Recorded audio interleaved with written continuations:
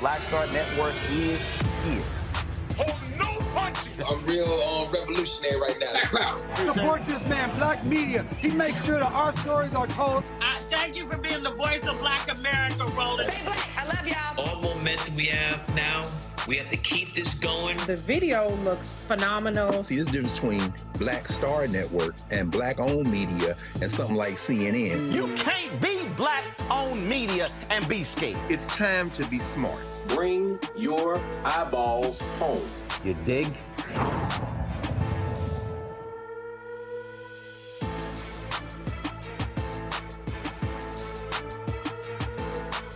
Friday, April 6, 2024, coming up on Roland Martin Unfiltered, streaming live on the Black Star Network. Folks, a lot of people not at all happy with Charlamagne, the God, because of his commentary regarding DEI on The Daily Show. I'm going to deconstruct what he said and also be joined by Randy Bryant, DEI Disruptor. A Black Mississippi woman could lose custody rights to her children nearly a year after an Indianola police officer shot her then 11-year-old son in the chest. The family attorney will be joining us to discuss this unbelievable case. The Black jobless rate climbed sharply in March, with Black women seeing particularly large drops in employment and overall labor force participation. Economist Morgan Harper will be with us. Also on today's show, our Education Matters segment, a math intervention program that uses hip-hop music to enhance math skills. You say, really? Yep, we're gonna break it down for you. That more. It's time to bring the funk. Roland Martin Unfiltered. On the Black Star Network, let's go. He's got it. Whatever the miss, he's on it. Whatever it is, he's got the scoop, the fact, the find. And when it breaks, he's right on time and it's rolling. Best believe he's knowing. Putting it down from sports to news to politics. With entertainment just for kicks, he's rolling. It's on go, roll, roll, y'all. It's Roland Martin, yeah. Rolling with Roland now. He's funk, he's fresh, he's real, the best, you know he's Roland Martin now.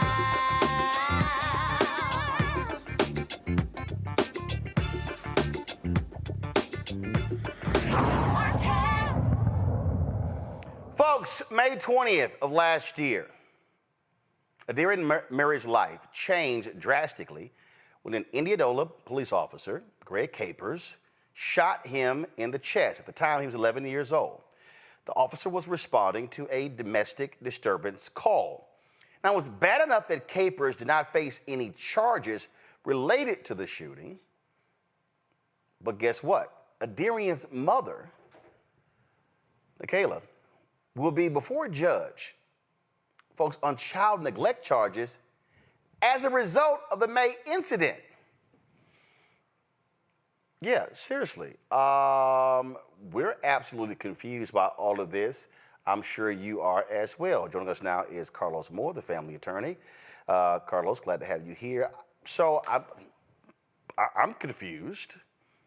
How is the mother facing neglect charges when there was a disturbance and the cops were called and her son gets shot? How was she neglecting?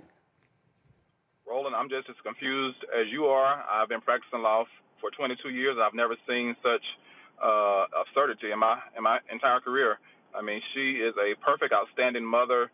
She has been raising these kids as a single mom for all these years with no problems, and now because a reckless cop shot her son, she risks losing her children. And so we're going to fight vehemently in court on April the 17th for her to retain custody. But it makes no sense. We believe it's retribution for her filing the lawsuit, the multi-million-dollar lawsuit against the city of Indianola and the officer. It's just harassment. So I'm looking at this here. Go, guys, pull it up. It says on count one that on or about May 20th, 2023, in the county, per reporter, a child, Dei Murry, got hurt because of the domestic violence between the mother Nakayla Murry, and her boyfriend, John Nolden. On Saturday, May 20, 2023, John jumped on Nakayla. Nakayla called her family member, and they called the police. The police went over to the home. Somebody came running out of the home, and the police shot. The reporter was unsure if the police thought it was John. The reporter stated that this was a result of the mother and boyfriend domestic violence that had been happening for years. John assaults the mother in front of the kids. The reporter wanted someone to check on the children because something worse can happen next time. Okay, I'm still utterly confused by here. So they are blaming Nakayla for being beaten? That's what it sounds like, and she was not even beaten on May 20th. She let the ex-boyfriend, the father of her daughter, in, and he was becoming more and more irate, and she knows how he gets when he's fully angry. So before he could get fully angry, she threw the phone or passed the phone to her son and told him to call the police, thinking that would be protecting the family instead of escalating the situation. She had no idea the police would come in and shoot her child in the chest. And so John Nolan had not hit her. He had not hit her, but she was trying to avoid him becoming more irate and doing something later. So she called the police, or had the police call. And again, I'm sitting here reading this, and the reason I'm completely confused, because they also say in count one, again, pull it up, please. They also say in count one, as they're describing what happened, they said the police went over to the home, quote, somebody came running out of the home and the police shot. One, this is nuts. We actually saw the body cam footage. When the officer came into the home, he was ordering people to come out of the room. The young man, Adarian, the young boy, Adarian, he walks out. He didn't come running out. This officer reflexively fired the shot at him. We actually saw it. So who's actually saying they just came running out and the cop thought it was John? I believe it's a nosy neighbor that does not know what he or she is talking about. They were not there, and clearly they did not see the boyfriend, the ex-boyfriend, beating Miss Murray, so that's a lie. And so I don't know why we would have a case based on somebody's allegations that was not there, who was not an eyewitness. And so was this report, it says here, it was Sunflower County, and the prosecuting attorney is Gwendolyn Jemison. So is this who's pursuing this? I'm just trying to understand what's going on here. Yes, Gwendolyn Jemison is the county attorney. She is the youth court prosecutor, and she is the one that is will prosecute this case and is pushing it. And so I believe she needs to turn back. She needs to think carefully about what she is doing and pursuing, because this is unjust. This lady has suffered enough, and she does not need to add insult to injury. Yeah, she's a county prosecuting attorney. We're on the website, and that's her photo right there, because on the website there's no photo. In fact, her photo is the only one that's not there. So it's sort of like how you got everybody else, but you don't have her. So so is she the one pursuing? So like, whose decision is it to pursue this? I understand from my client that Child Protective Services told her that no case would be open, and then they called her back shortly thereafter, a few weeks, and said it would be open, but they were not pushing it. They interviewed everybody and saw that she was a fit mother, so we don't know if it's the prosecutor pushing it or whoever this alleged reporter or accuser is, if they are pushing it or what, but we're going to get down to the bottom of it, and we expect her to remain the mother and to continue to have custody of her children. We did reach out to Gwendolyn Jemison. She did not respond to us. So does she have a boss, or is she the decider as to who to pursue these cases? She is an elected county prosecutor, so the citizens are her bosses, and so they could vote her out of office if they're not pleased with her actions. All right, call us more. We appreciate it, bro. Thanks a lot. Thanks, Roland. I want to bring in my panel right now to try to make sense of this. Michael Imhotep hosts African History Network show out of Detroit. Matt Manning, civil rights attorney out of Corpus Christi. Kelly Bethea, communication strategist out of D.C. Matt, what the hell? Yeah, this is really stupid. This is a prosecutor using her power the wrong way. One thing I wanted to break down for the viewers very quickly, the law in Mississippi is apparently the same as here in Texas. And to take away somebody's parental rights, the judge has to be shown or has to find by clear and convincing evidence that it's in, quote, the best interest of the child. The reason I tell you that is termination of parental rights is one of the civil actions, so meaning not criminal, where at least in Texas, you're entitled to the appointment of a lawyer. So these are very serious cases, obviously trying to take a child away from their parents, and even more than that, trying to take away the parent's right to be the child's parent legally. So that means that their relationship is legally severed. I tell you all of that to say, what I see very often with CPS cases, which is the same thing we call it here, a lot of times the prosecutors are motivated by the same political things that motivate, sometimes criminal indictments and sometimes just seeking justice against people in a high-profile situation. And here, this is absurd. The idea that there's nothing tying the mother and the mother's alleged neglect in this situation to her son is stupid, especially because what they usually do in these cases is they investigate whether the claims by the reporter are actually true. And it sounds like Attorney Moore was saying whomever reported this got the date wrong, got the information wrong, so the grounds on which the judge could terminate her rights, it doesn't sound like there's an evidentiary basis. But the biggest part of this is that clear and convincing evidence sits between what you need to prove a car wreck and what you need to prove somebody guilty of a criminal offense. It's a very high burden.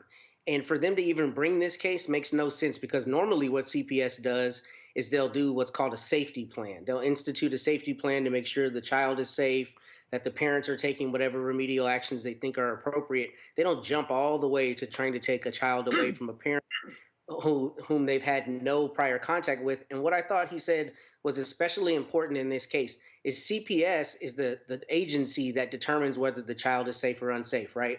But the prosecutor is the one to whom they bring the evidence. So generally, if CPS is saying, we don't think there's a case here, the prosecutors don't go forward with the case. So it makes me wonder whether this prosecutor has some reason to be advancing a case that the agency itself doesn't think should be advanced, because that's not normally what you see. But the bigger issue is this woman's child was shot, and the whole world now knows her son was shot.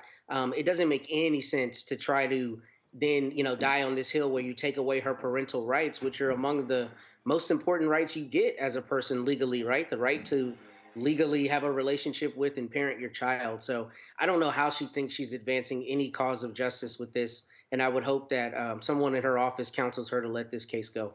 I'm just sitting here, Kelly, absolutely confused in how you can read this count and they blame the mother, saying the mother is putting the child in harm's way because of the actions of this man. I mean, we know the reality, the history of domestic violence. We know women that have stayed with boyfriends or spouses who have been the victims of domestic violence. So you blame her, not him? Yeah, I mean, I wouldn't blame anybody in this situation per se, except the cop that shot the 11-year-old boy, because the cop is the one who presented the danger. As if I recall correctly, based off of what I just heard from the counselor, as well as what I've read, she was being proactive in calling the police to protect her child from this man who had yet to do anything, but because he had a history of it, she was being proactive in ensuring the safety of her child. And the person whose job is to also ensure the safety of citizens actually endangered the safety of that child. In fact, he jeopardized it by shooting the 11-year-old boy. So that in and of itself is bad policy on behalf of the prosecuting attorney, because it sets bad precedent. What does it say about the office that they are going to try and strip away the parental rights of a woman who, by all accounts, was doing what she was told is what she was supposed to be doing in situations like this? You call the cops before things get out of hand. You follow commands. You abide by what's happening. By all accounts, the family did that, yet and still, this little boy almost died because of an extension of the attorney's office being law enforcement. So it's more aggravating than it is confusing, because it just seems like a bad policy precedent to accuse and basically demonize the mother for something that a police officer did. Michael, I mean, I'm sitting here like flabbergasted at this in terms of what happened here. And I'm just sitting here going, okay, so this makes no sense. And I still go back to the shooting. I don't know how in the hell nothing happened with this officer. We saw it. He is ordering people out of the room, and the moment he sees this boy, boom. Right. I still don't know how this guy does not, just doesn't get, even if he doesn't get prosecuted, I wouldn't want that cop with a gun with what happened there. Well, first of all, this was a crazy case, and we've talked to Attorney Carlos Moore a number of times on this case. So thanks to him for coming back on. Thanks to you, Roland, for continuing to shine a light on this case. And we saw the body cam footage last time he was on. And Adarian Murray was following police commands to come out, and he comes around the corner. He's in the house. He comes around the corner and gets shot. Okay, so we're still trying to figure out why was he shot? What happened there? So it was definitely recklessness by the police officer. But now to file a lawsuit claiming that the mother put the son in harm's way, and the petition says the witness, this unnamed witness, who says that the boyfriend, the former boyfriend, because they're not in a relationship now, the former boyfriend had been beating her for years, ex-boyfriend John Nolden, to say that the shooting of Adarian Murray was as a result of that, as opposed to the result of a reckless police officer, is still strange enough. It's strange. It's even stranger. I would want to know who this unnamed witness is, and I want to see that unnamed witness cross-examined as well, because something is wrong here. And it very well could be retaliation for the $5 million lawsuit that the mother has filed against the city of Indianola, Mississippi. So more crazy things happen in this case. So we'll have to see how this turns out. But the other thing, lastly, was John Nolden ever arrested for assaulting the mother? Not to my knowledge. So, but it goes to show you how crazy this is. So this prosecutor, Gwendolyn Jemison, you got some answering to do. So we will hopefully this does not move forward. All right, folks, hold tight 1 second. I got to go to a break. We come back. We're going to stay in Mississippi about how the Department of Justice is overseeing a department there when it comes to notifying the next of kin. You would think that's basic, but the DOJ has to get involved. So we'll talk about that. March jobs report also on the show. In addition to, I'll talk about DEI, Charlamagne the God on The Daily Show, but also the constant attacks that we're seeing all across the media, namely from white conservatives. You're watching Roland Martin Unfiltered right here on the Black Star Network.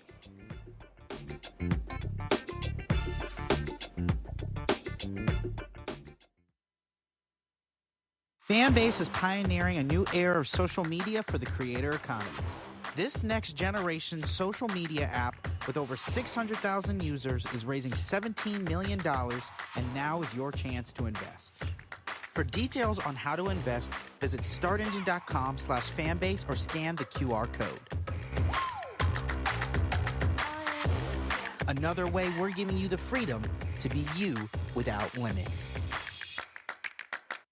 As bad as Trump was, his economy was worse, and Black America felt it the most. He cut health insurance while giving tax breaks to the wealthy and big business. He stoked racial violence, attacked voting rights, and if reelected, vowed to be a dictator and, quote, get revenge.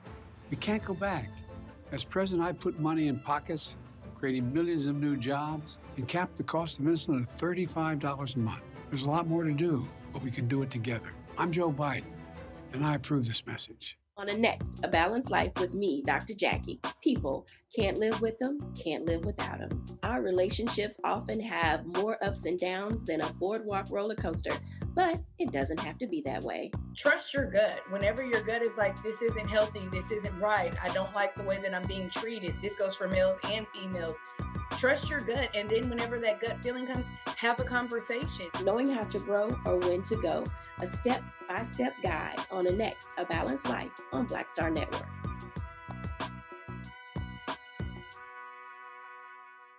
Bruce Smith, creator and executive producer of the Proud Family, Louder and Prouder, and you're watching Roland Martin Unfiltered.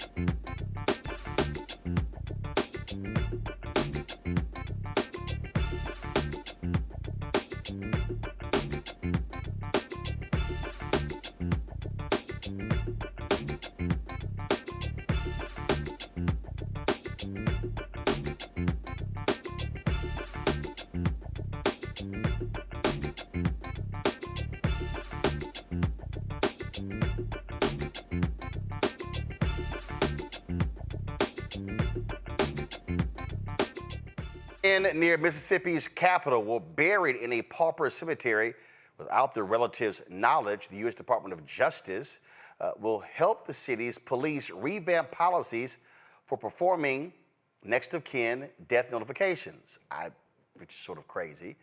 The DOJ found lack of timely next of kin death notifications resulted in deceased individuals receiving paupers' burials in unmarked graves in Hinds County. That's where Jackson, Mississippi is.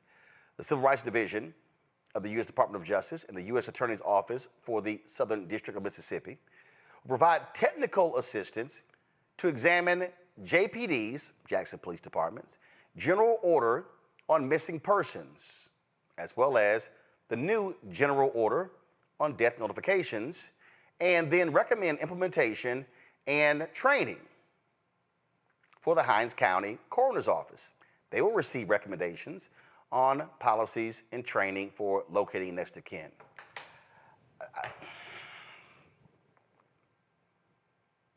I don't understand, Michael. You need the federal government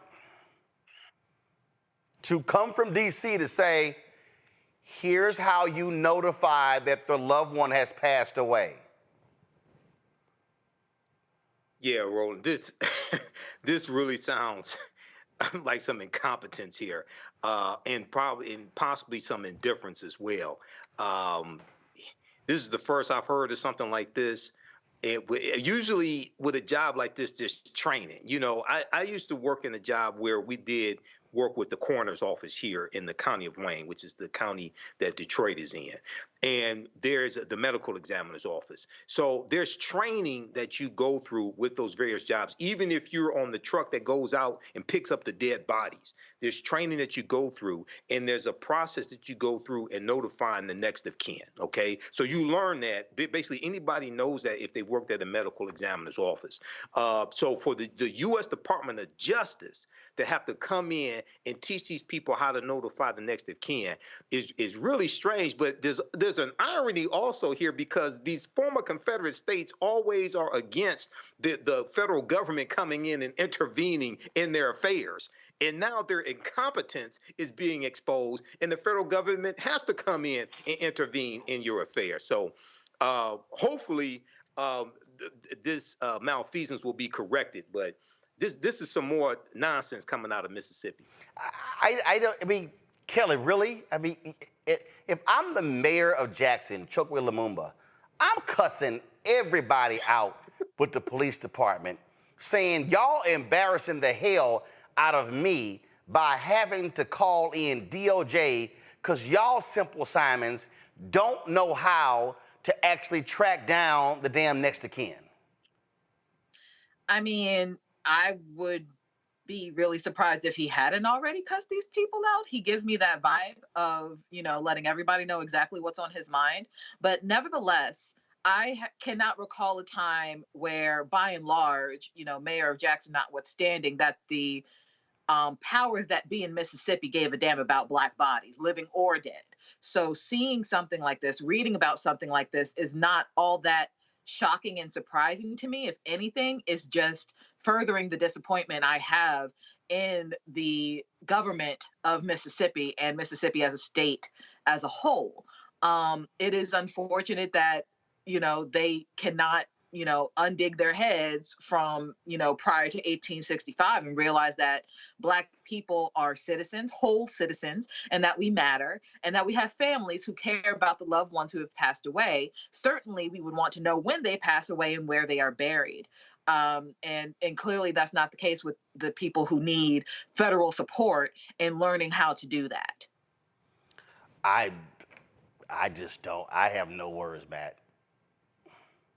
Well, my fellow panelist had the best words, but I'll tell you, Michael, this is indifference. This is not incompetence.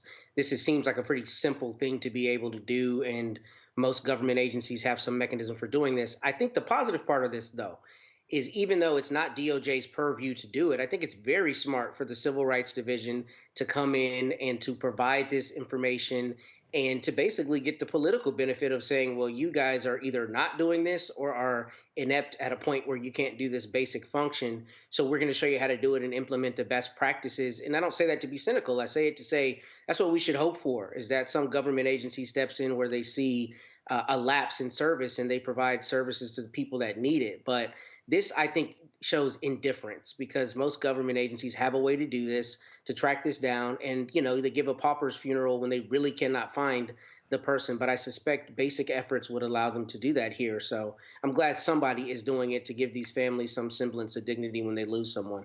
And I'm going to keep reminding people who somehow forget this. There is a stark contrast between the Biden-Harris Department of Justice and the Trump-Pence Department of Justice. Right. Under Trump and Pence, first Jeff Sessions and Bill Barr made it clear that they felt that there was too much federal intervention in local police departments because that was hurting the morale of the police officers. They literally said that. They didn't want patterns and practices investigations. Under Trump-Pence, there was one patterns and practices investigation of local police departments. There's almost a dozen under the Biden-Harris Department of Justice. Now, I think Attorney General Merrick Garland has been slow as hell, obviously, on the prosecution of Donald Trump when it came to these January 6 rioters, things along those lines. But I dare say that this, and y'all have heard me say it before, this Civil Rights Division, led by Christian Clark, formerly head of the Lawyers Committee for Civil Rights under Law, is the most aggressive Civil Rights Division in the Department of Justice since Robert F. Kennedy was there and they were dealing with Klansmen and the attacks on African Americans during the Black Freedom Movement. And so folk need to understand that when you are making your decision as to who you vote for, this is a part of it, because the president picks the attorney general, and the policies of the president and the attorney general is what is carried out in the Department of Justice. So feel free to mess around come November, but I can tell you right now that a Donald Trump Department of Justice will not at all care about Black lives, Black folks who have been beaten, Black folks who have been left in paupers' graves. They will not care. So take that under advisement when you go vote. All right, when we come back, jobs report is out in March. We'll break down exactly what those numbers look like overall for African Americans. And y'all know the right wing is already losing their mind. Matter of fact, they've been beside themselves for almost, 3 years. Don't forget, support us in what we do. You can join our Bring the Funk fan club. Your dollars make it possible for us to cover the stories that we do. So please support us. Allows for us to also with our staff and everything that involves with doing this show, but not just this show, the network, of course, Roger Muhammad's Daily Show. We've got weekly shows from Deborah Owens, Jackie Hood Martin, Stephanie Humphrey, we got Dee Barnes, Dr. Greg Carr, plus, of course, Roland with Roland, our long-form interview show as well. And so your resources go a long way to making all of that happen. Send your check and money order to P.O. Box 57196, Washington, D.C. 20037-0196. Cash App, $RM Unfiltered, PayPal, R Martin Unfiltered. Venmo is RM Unfiltered. Zelle, Roland at RolandSMartin.com, Roland at RolandMartinUnfiltered.com. And don't forget to get the Black Star Network app, Apple phone, Apple TV, Android TV, Roku, Amazon Fire TV, Xbox One, Samsung Smart TV. Back in a moment. Terry and I, we couldn't play in the white clubs in Minnesota. It felt like such a, strength through adversity type moment that I think Black people just have to go through. We have to figure it out. Right. We make lemons out of lemonade. But there's a reason we rented a ballroom, did our own show, promoted it, got like 1,500 people to come out. Clubs were sitting empty. They were like, "Where's everybody at?" And they said, "They're down watching the band you wouldn't hire." So it taught us not only that we had the talent of musicians, but we also had to have the talent of entrepreneurship. It wasn't like a seat at the table. It's like, no, let's build the table. That's right. We got to build the table. And, that's right. And that was the thing. And of course, after that, we got all kinds of offers. Of course. Right, to come play in the clubs. But we didn't do it. We said, "No, we're good. No, we're good. We're good." And that's what put us on a path of national. And of course, when Prince made it, then it was like, okay, we see it can be done.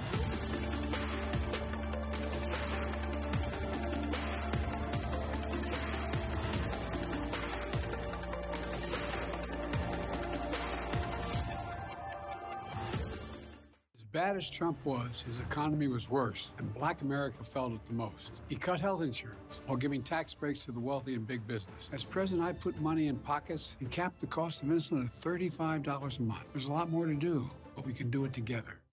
Fanbase is pioneering a new era of social media for the creator economy. This next generation social media app with over 600,000 users is raising $17 million, and now is your chance to invest. For details on how to invest, visit startengine.com/fanbase or scan the QR code. Another way we're giving you the freedom to be you without limits. Farquhar, executive producer of Proud Family. You're watching Roland Martin Unfiltered.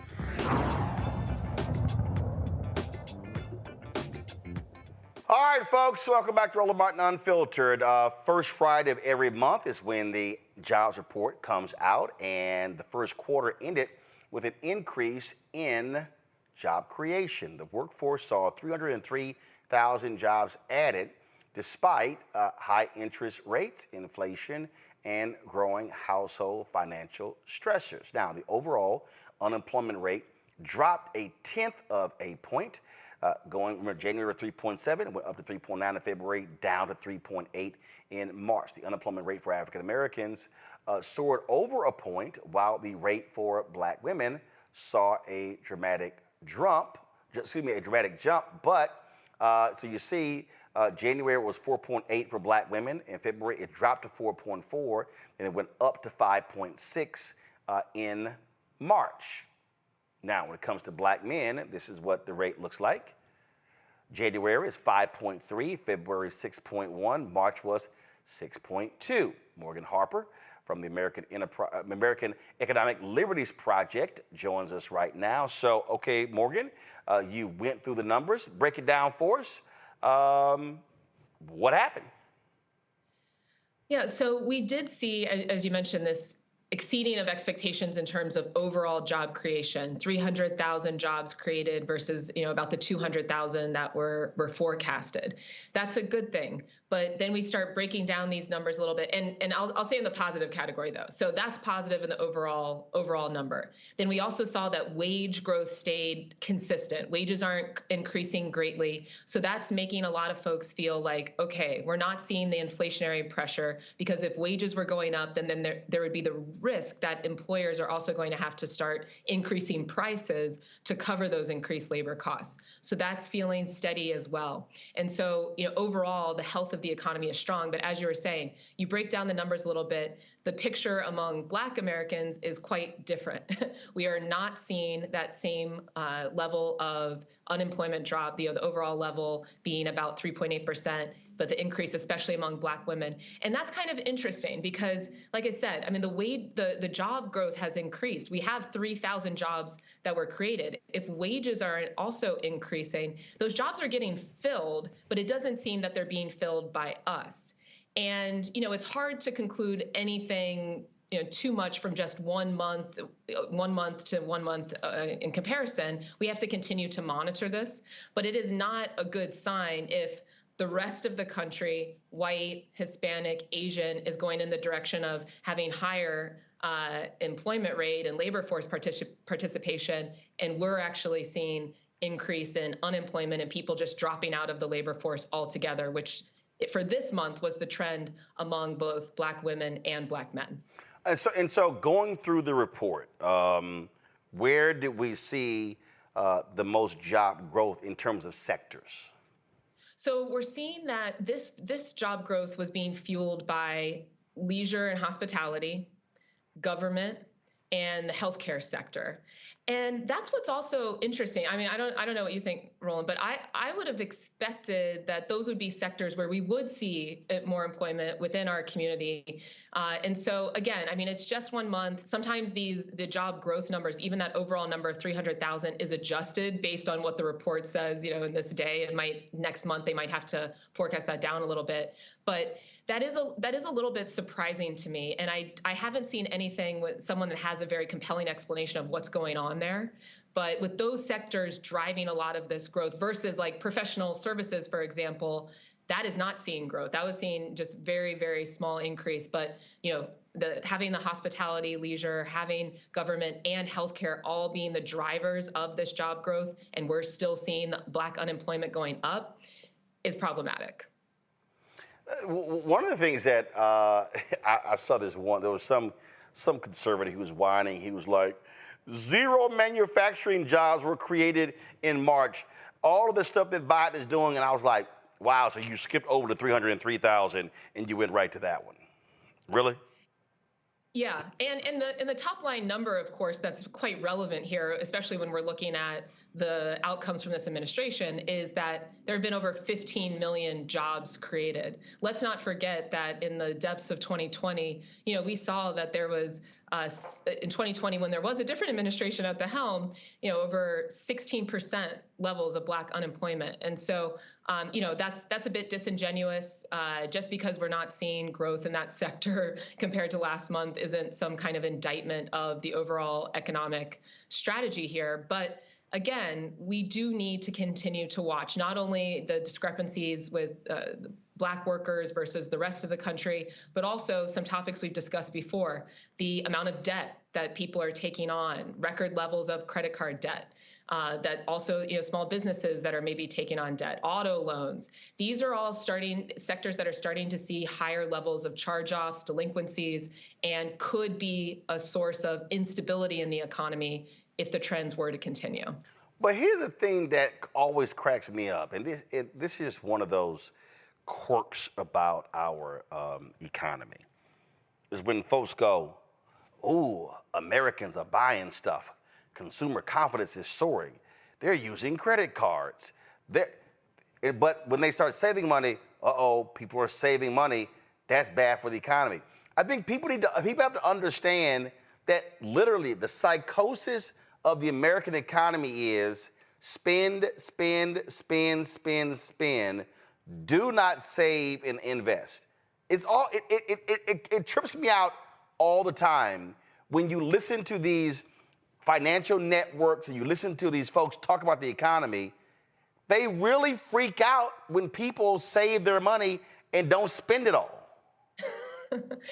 Yeah, I mean, we have a consumerist mindset here in America, and especially if you're the ones that are benefiting from large corporations having people spend a lot of money, which is a lot of the folks that are investing professionally that are on these shows and some of the financial press and networks. Well, then, yeah, you want people to definitely keep spending. But, you know, here what we're seeing is actually consumer saving and the household balance sheet is pretty steady. And I agree. I mean, that's a good thing. Yes, there was some fiscal stimulus that came at the beginning of the administration that everybody said, oh, this is going to, you know, bring down the economy, and certainly maybe a factor, you know, that contributed somewhat to inflation. But people were responsible with that money. They have managed their finances in an appropriate way. But like I said, the credit card debt is a big deal. And seeing this level of credit card debt burden is something that we do need to continue to watch, because $1 trillion is no joke. So yes, people seem to be continuing to have strong savings, but there is a lot of debt that is being taken on, and just need to see if that's going to continue to present a risk for our overall state of the economy. So one of the truly crazy people in America, the MAGA idiot Maria Bartiromo, she always loses her mind this time every month when the jobs report drops. And I got a kick out of this one because they were complaining about interest rates and the jobs report. Listen to this. It's a good number, no question. Well, it's a good number, but is it too good for rate cuts, Bob Dahl? I mean, yesterday we heard from Neil Kashkari saying, I'm penciling in 2 cuts, but there's a chance there's no cut at all. If the economy's on fire like this and we got 303,000 jobs in the month of March, why cut interest rates? So it's like, oh my God. So just correct me. So they complained about inflation, but now this is what it looks like when Fox talks. This is what it looks like. Well, exactly, because I mean, you know, the argument is like, oh, we got to get the interest rates lower. We got to get the interest rates lower to support business growth, the business community. The business growth is happening. People are getting loans. We have people from banks, large banks, that are saying that they are giving resources to entrepreneurs because they feel strong about the economy. The titans of industry no longer think that a recession is around the corner. And so this idea that, oh, if only interest rates would become lower, then what? The stock market would have its second biggest record, biggest day on record. I mean, I don't know. What is the indicator left that you're ready to see improve? It's a strong economy. Now, prices are continuing to be a bit high. I mean, there is still an inflationary environment that we're in, but it is nowhere near where it was in the depths of the pandemic. And I do think that, and we've talked about it. I mean, we need to continue to watch some of these other indicators just of the debt. As someone who previously worked at the Consumer Financial Protection Bureau, that's an area that I'm always very focused on. But from every traditional indicator, especially that the business community is worried about, the economy's booming, and there's really no source of complaints, except for if you're on Fox News and you got to find something to hate on, I suppose. Last question before I go to my panel, and that is when we're looking at this report, we're talking about the economy, and when you talk about those prices, these corporations are still jacking prices up.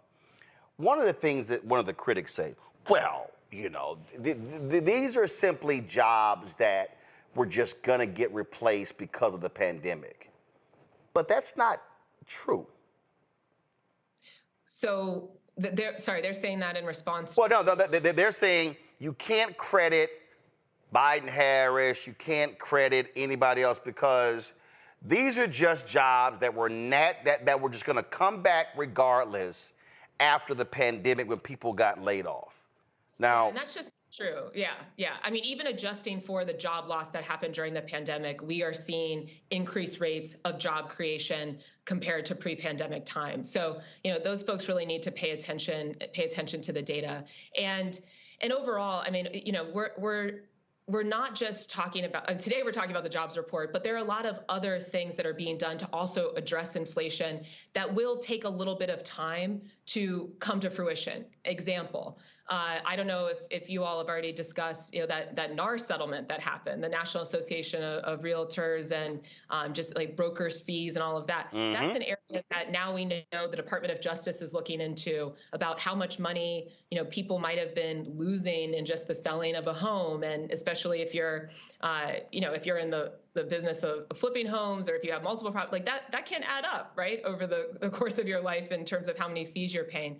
To have the Department of Justice saying that they filed a statement of interest, and there was just a ruling today that they're going to be able to perhaps continue to investigate that, building off of what happened in that plaintiff's case, that's a big deal. That we have the Federal Trade Commission that's looking into how hotels are maybe using these algorithms to raise prices, and that every time you go on a trip or have to, travel somewhere to explore some other business opportunity, regardless, what you're up to, that could be increasing your prices. So we've seen already the efforts over the past couple of years to bring prices down are effective. How do we know inflation's down to just about, between 2.5, 4% based on, different estimates, which isn't exactly at the 2% that's the goal as the Fed has stated, but there's more work to be done. But some of it isn't entirely in our control if some of these big corporations that have a lot of market power just want to do whatever they can to disgorge as much income as possible from Americans. Questions. Kelly, you first. Sure. So I understand regarding these numbers, they're really a reflection of the month before. And I also understand that there has been an increase of discussion regarding DEI within the last month. So it might not be that much of a correlation, but I am curious what you think about the possible correlation between the discrepancy of increase of jobs amongst Black people and the talk about removing DEI policies from corporations and the like.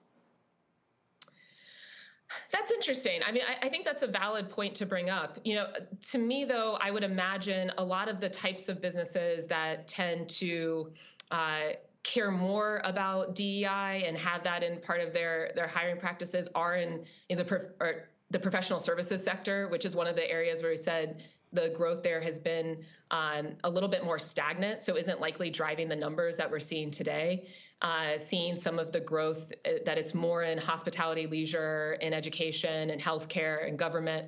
I wouldn't expect those sectors as much to be beholden to, or not beholden, but embracing some of the hiring practices that are more focused on diversity and inclusion. But who knows? I mean, that's a fair question. And look, I mean, based on the discrepancy between the unemployment rate of Black Americans and every other group that is being recorded, if this trend continues, then this seems like the type of thing that should garner special attention, that you should be looking a little bit further under the hood and tracking some of the employment practices, because the jobs are there, the jobs are being created.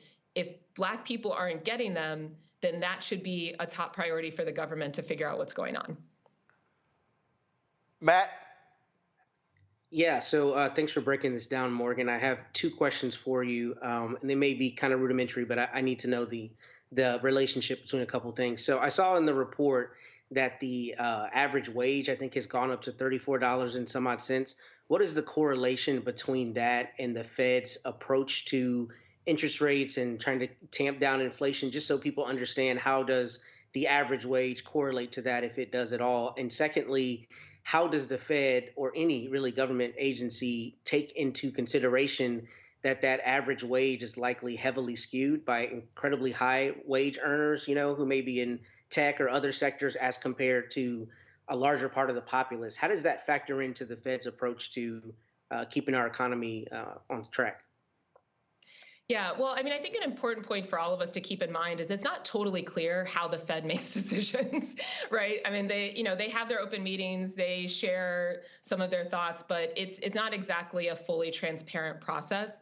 But just in terms of, how that wage growth impacts how they might be thinking about what to do with interest rates. And this is something I was talking about a little bit earlier. And by the way, I don't think there are any rudimentary questions. This is all kind of complicated, and it's important that we understand what's going on. And so if the Fed were to see that wages were increasing a lot, which is not what we saw this month, but if they were to see that wages were increasing a lot, then that would mean that employers have to start paying their that employers likely already were or are on a trend to have to start paying their workers a lot more. And if that's the case, then their operating costs overall of running their business would be increasing, which might lead them to increase prices as well, which could be then that is one of the, when we talk about inflation, we're talking about increased prices. So that could be driving a trend of prices continuing to go up and maybe an increase in the inflation rate. But since we're not seeing that, wage growth has stayed pretty stagnant.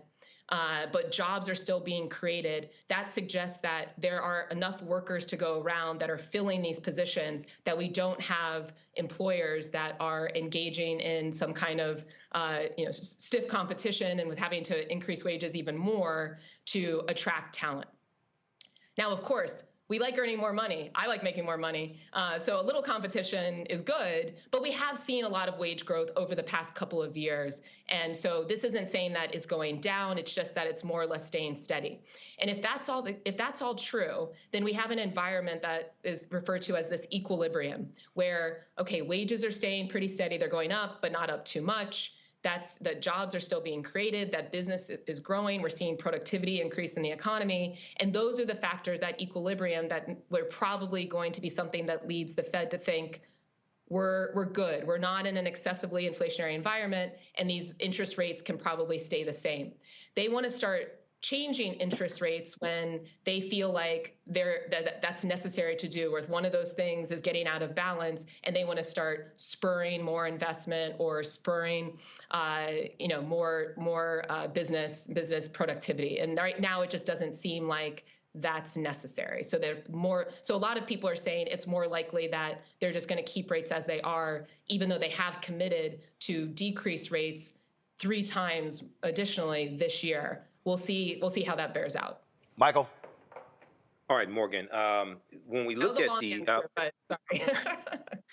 when we look at the labor force participation rate, we saw it increase to 62.7%, and we saw that people were both working and also looking for work in this March jobs report. When we look at the increase in the unemployment rate for Black women to 5.6% and 6.2% for African American men, what relationship, or how do we interpret that number also in relationship to possibly more African Americans looking for work as well? Because that can also increase the unemployment rate. What's the correlation there? How do we interpret these numbers? Yeah, I mean, this is the area that concerns me the most, because, when that number goes down of people that are employed or looking for work, like you noted, it does include people who are looking for work. So if we're seeing that number go down for both Black women and Black men, that means people are opting out of engaging in the economy.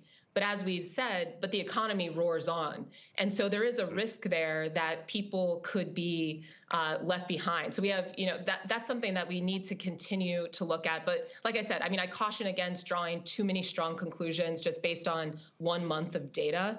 But we need to definitely add that to our agenda and our monthly talks here about how those numbers are changing over time to know whether we have, a more of an emergency situation on our hands.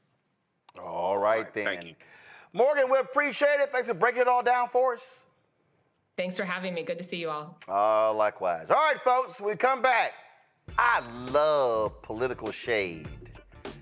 And a couple of Democrats have an idea of naming something after Donald Trump. I think it's a fantastic idea. I'll tell you what it is when we come back.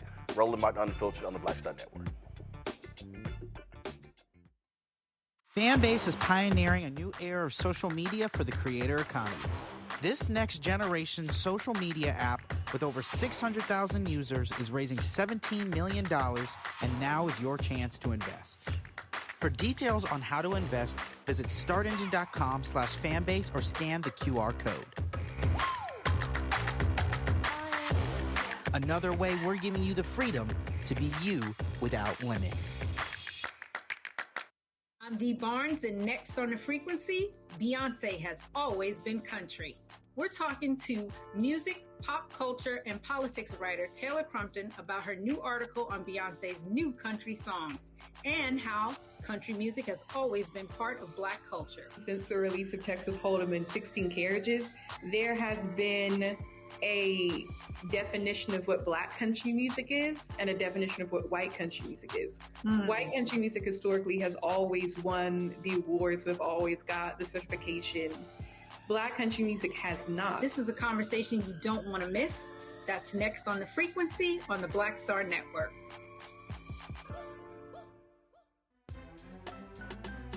I'm Faraji Muhammad, live from LA.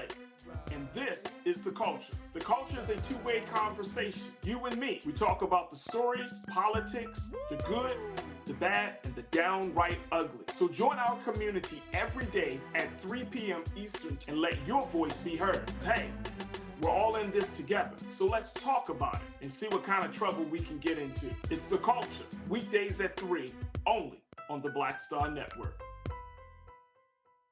This is Essence Atkins. What's the love king of R&B, Raheem Devon? It's me, Sherry Shepard, and you know what you watch. You're watching Roland Martin, Unfiltered.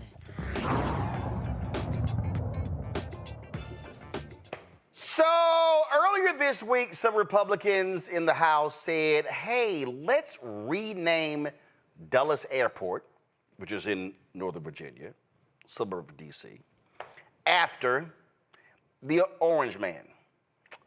Well, a couple of Democrats said, we have a better idea.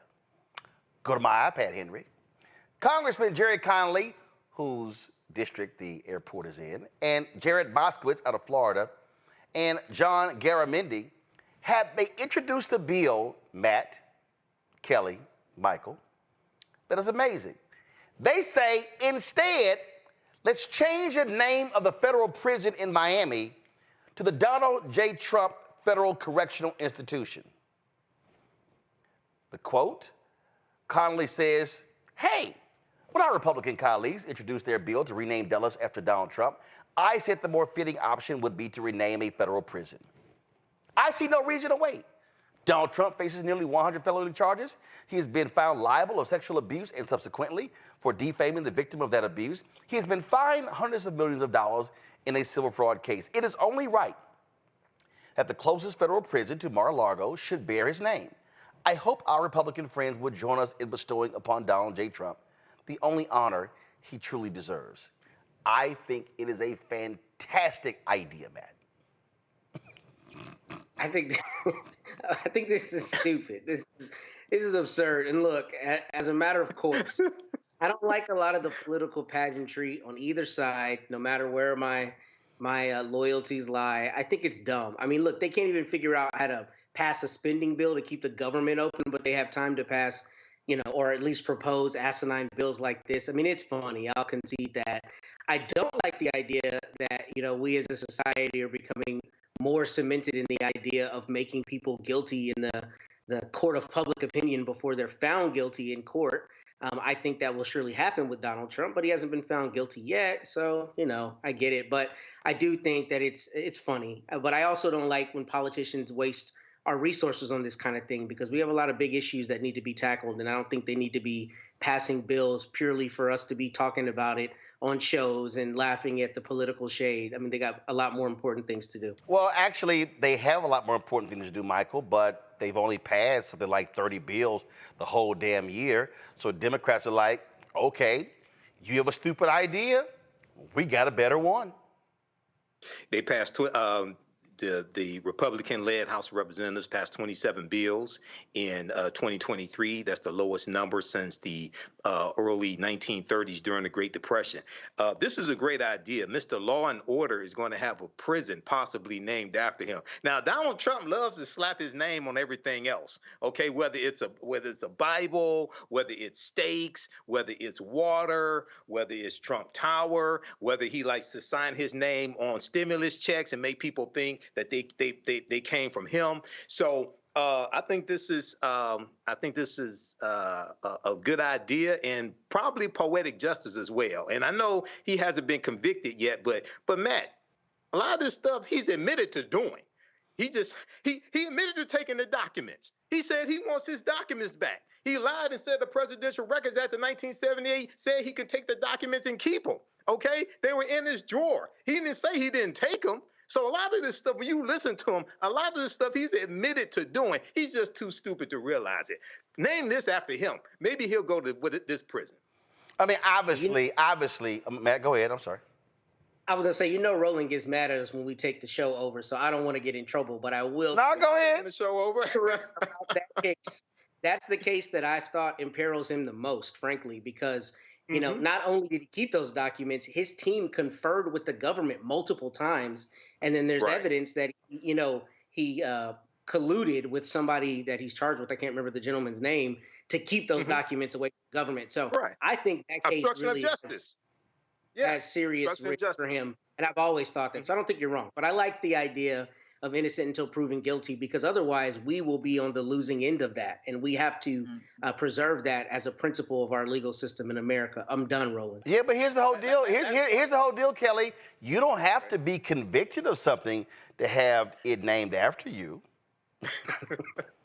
You don't. From my understanding, Dulles is named after somebody from the Eisenhower administration. It was one of the Dulles brothers. You have Allen Dulles and John Foster Dulles, of course, the brothers who, frankly, were responsible for overthrowing many governments. One controlled the CIA, one was Secretary of State. Right. So, and that's to my point. Like, we have plenty of landmarks and buildings named after people in American government that did absolutely atrocious things, whether they were convicted or not. So I don't see why this would be any different. I do agree with Matt that the legislation is dumb. I do think that we have more important things to discuss, but everybody needs a little bit of comic relief, even those who are in the government and frankly haven't been doing much by not passing bills. I digress on that. Even still, the point was made. Right. I would go a step further and say it shouldn't be something that Congress passes. I think they should slap his name on a for-profit prison for all, make some money, because he got to pay almost $500 million, or no, that got discounted to 100. Pay it. He still has to pay it. That's just the bond. Oh, he still has to pay it. Okay. I mean, he needs to make money somehow. The case. Yeah. He needs to make money somehow. I say put it on a for-profit prison, call it a day, and frankly, leave us alone. But my point being is that there are plenty of things that are named after people who did really grimy stuff, and their names are slapped on buildings all the time, every day. I don't see why Donald Trump would be any different. I think this would actually be appropriate. Well, have at it. Hey, bottom line is, he's an idiot, and yeah, they're just having fun with it, but it was an equally stupid idea to name the airport after him because he's absolutely out of his mind. All right, I gotta go to a break. We come back. So Charlamagne the God talked about DEI on the Daily Show, and man, people were all in their feelings, people were upset. So I'm gonna talk about that, but we're gonna also expand the conversation. We talk about DEI. I will unpack and deconstruct that next, right here on Roland Martin Unfiltered on the Black Star Network. As bad as Trump was, his economy was worse, and Black America felt it the most. He cut health insurance while giving tax breaks to the wealthy and big business. He stoked racial violence, attacked voting rights, and if reelected, vowed to be a dictator and, quote, get revenge. We can't go back. As president, I put money in pockets, creating millions of new jobs, and capped the cost of insulin at $35 a month. There's a lot more to do, but we can do it together. I'm Joe Biden, and I approve this message. Fanbase is pioneering a new era of social media for the creator economy.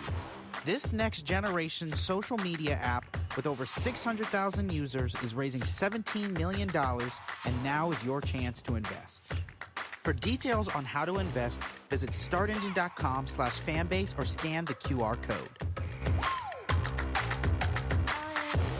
Another way we're giving you the freedom to be you without limits. I'm Deborah Owens, America's Wealth Coach. And on the next Get Wealthy, you'll meet Jandy Turner, who took her love of sports, expanded her network, and created a thriving business. I settled on developing a golf event planning business which in and of itself has been very viable for me. One of the things that I've learned from producing hundreds, if not thousands, of golf tournaments is that business gets done on the golf course. All on The Next Get Wealthy, only on Black Star Network. Hey, it's John Murray, the executive producer of the new Sherry Shepherd Talk Show. This is your boy, Earthquake. And you're tuned in to Roland Martin, Unfiltered. All right, so yesterday was crazy busy. I'm sitting there in the middle of a move to another house, and man, we were busy with April 4th, the 56th anniversary of the assassination of Dr. King.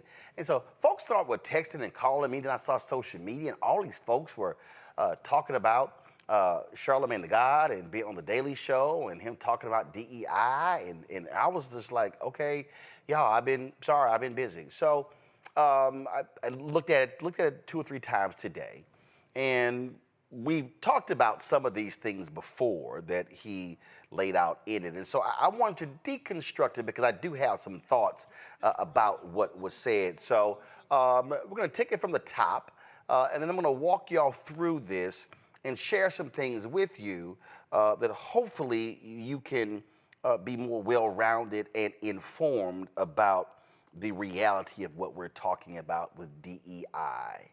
Go. Called Diversity, Equity, and Inclusion, or DEI. It means more fair hiring policies, new anti-discrimination rules for the workplace, and sensitivity training seminars. And the first thing it led to was a shitload of ads. Real progress on diversity and inclusion doesn't happen without real work. Say celebrate diversity into your X1 voice remote to discover curated content today. Every day, General Mills serves the world by making food people love.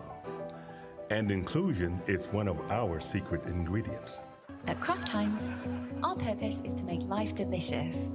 And we believe we can't achieve that without one essential ingredient: diversity.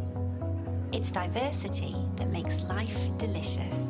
We're on a 400-year-long journey, and scars don't fade. But neither does hope.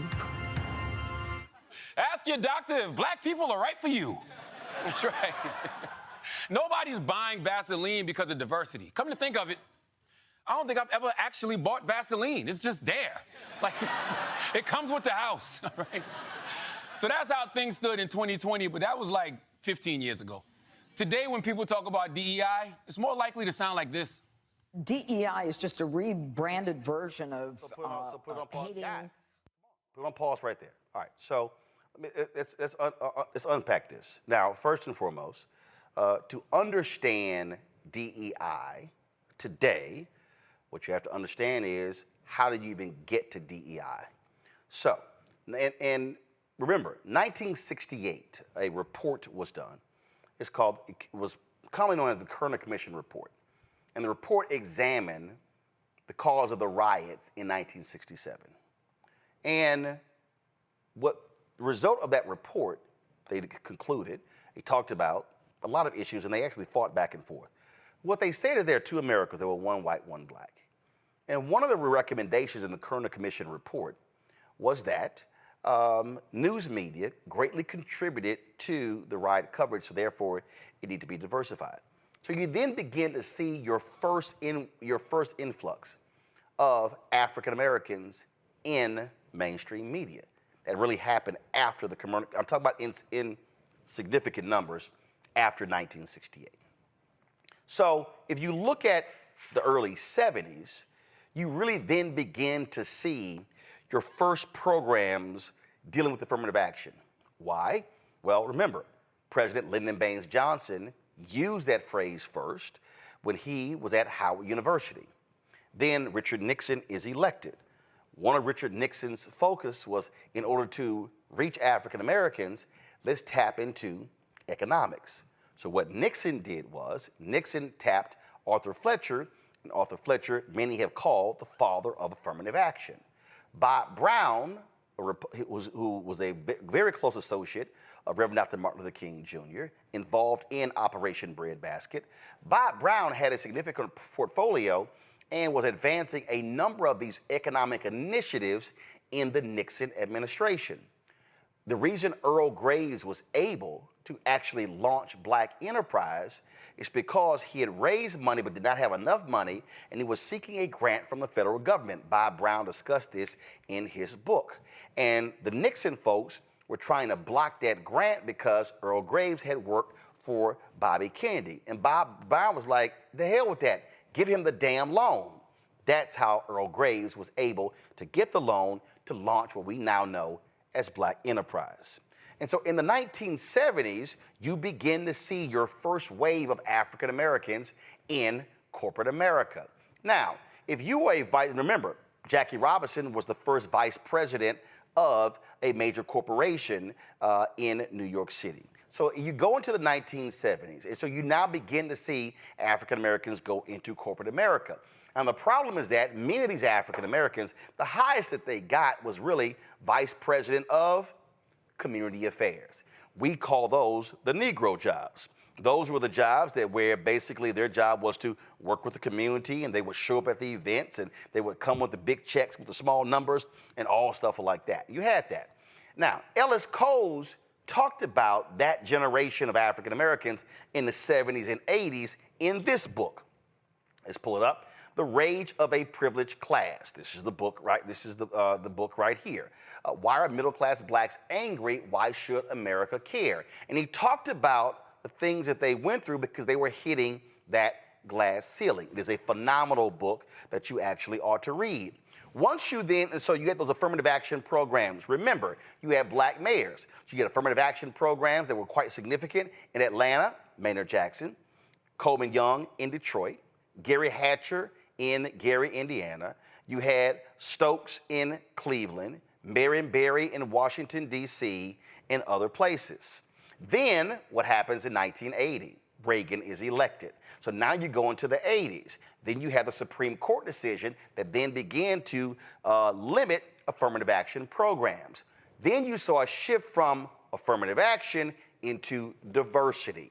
So what you saw in the 80s, 90s, and the 2000s, you begin to see these diversity officers, chief diversity officers. Then you shift from diversity or chief global diversity officer to DEI, diversity, equity, inclusion, because coming out of the Black Freedom Movement, the focus was on African Americans. Then Title IX hits in 1972, which was about women. And so, who is the greatest beneficiary of affirmative action? White women. So what is known today as DEI is simply the child of the initial affirmative action programs. But what they then did, they began to expand this to not just be for African Americans. It became African Americans, it became white women, it became Latinos, Asian Americans, Native Americans, it became gay, it became disabled, and then all of a sudden, the critics were like, well, why can't we have diversity of thought? So what was initially programs to target African Americans then began to expand, and so now that broad focus now began to get wide, and all kind of other folks were included. I remember I was speaking in a corporation, and somebody asked me about DEI programs, and I said, black people. They were like, that's it? I said, ethnics. I said, ethnic Americans. I said, I limited that. I wasn't trying to include everybody else because I was focused on exactly what programs were designed for. And so, George Floyd is murdered May 2020. I remember talking to somebody who was in the DEI space. At one point after the death of George Floyd, there were something like 100 open DEI jobs on LinkedIn. I mean, all of a sudden, the jobs opened up. And so you then begin to see corporations posting on Instagram, on Twitter, all these places talking about their support for diversity, equity, and inclusion. It was sort of like, really? Really? And so you begin to see that. Then you had these commitments of billions of dollars. Stories have been done on these corporations. The numbers have gone, I've seen numbers anywhere from 30 billion to 100 billion talking about supporting various initiatives all across the country. Let's pull it up. Come on. Here we go. Corporate America's $50 billion promise. That's one story. I've seen other stories where it's even higher. And everything was about DEI, diversity, equity, inclusion. Now, once you begin to unpack DEI, what you begin to realize that something like 75% of the people who had the DEI jobs were white folks. Yep. Weren't black folks. It was white folks. A lot of them women. Now, press play. Let's pick up where Charlamagne left off, and let me unpack the next part. DEI is just a rebranded version of hating white people. DEI, in this case, stands for divisive, erroneous, and insidious. DEI, which stands for didn't earn it. Discrimination, exclusion, and indoctrination. DEI. DEI stands for Dr. Dre, Eazy-E, and Ice Cube. Yeah. Y'all cheering out there, but do you want with attitude coming to your office? These right-wingers are crazy, right? Jesus. But here's the part where you all stop applauding everything I say. The truth about DEI is that although it's well-intentioned, it's mostly garbage, okay? It's kind of Freeze like right there. Freeze right there. Now, understand, from day one, white folks could not stand affirmative action programs. From day one. If you go back into history, they couldn't stand programs after the Civil War. So at every point, you've had this reluctance because they're saying, oh, fine, y'all got some freedoms, but no, we ain't trying to give y'all no jobs. We're trying to give you any housing. And so you had the pushback against affirmative action programs. Then it became, let's get rid of these quota programs. So the folk that you saw, all them Fox News folks, all these anti-DEI people, Christopher Rufo, all these people, these folks have been running their mouths, and you throw in a sprinkle of some black people, some others in there. And they have been opposing these programs because they don't want to deal with white supremacy. They don't want to deal with racism. And see, what they then do is, this is the whole game, and you see it now. Because, the Charlie Kirks of the world. Oh, I'm concerned if there's a black pilot. Candace Owens, all people saying that sort of nonsense. As if we had airplane crashes by white people. See, we're not talking about a significant percentage of people who are in corporate power. We're not. It's largely controlled by white America. Those are just facts. And so critics are going to be critics. They are going to complain about any of these things because they don't want to deal with the underlying issue, which is when it comes to hiring, people pretty much hire who they know. And if all you know are white folks, and if all you see are white folks, and if all you hang out with are white folks, and if you only recruit at schools where there are white folks, then that's exactly who you're going to hire. Press play. The truth about DEI is that although it's well-intentioned, it's mostly garbage, okay? It's kind of like the Black Little Mermaid. Just because racists hate it doesn't mean it's good. And you know I'm right, because every one of you has sat through one of those diversity training sessions and thought, this is some bullshit. And it's not just you. Now, here's the whole deal. When we talk about diversity training, I've been in various programs, and what we have to understand is people don't like to be confronted with their own issues. We love to live in our silos, how we were raised, how we were brought up, and we like to look at the world in a certain way. What we don't want to have to do is consider somebody else's perspective. I remember when I was at the Fort Worth Star-Telegram, and the Maynard Institute was brought in to deal with a training program for us to diversify our sources. And I remember sitting there, and there was a white male business writer, and he was conservative, and he was resisting what they were talking about. And we're sitting there going, but look at who you call. See, for him, he would say, and this is what you hear from white folks today, well, I'm calling the people who I think are well-versed and experts on the topic. Precisely. But the people you're calling, they're nearly all white. Do you even think to call black experts? Do you even think to call black economists? And see, what they would then go, well, I don't understand. Why do I have to call a black economist? You don't have to, but you could call an economist who happens to be black. Because what we see when it comes to how we live and how we work is that that's what folks do.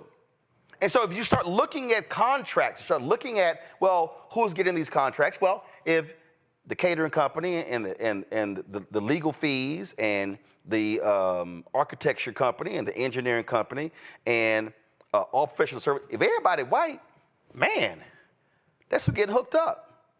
But y'all don't think about it. There's a black an accounting firm, there's a black law firm that can do some of the outside work. No, see, they don't think about those things. And so the reality of DEI, it is forcing people to get out of their comfort zone and say, diversify who we do business with, provide equity in terms of economics, and include other people. But people hate to have to do that because they don't want to be forced to do it, because that means they have to do some work.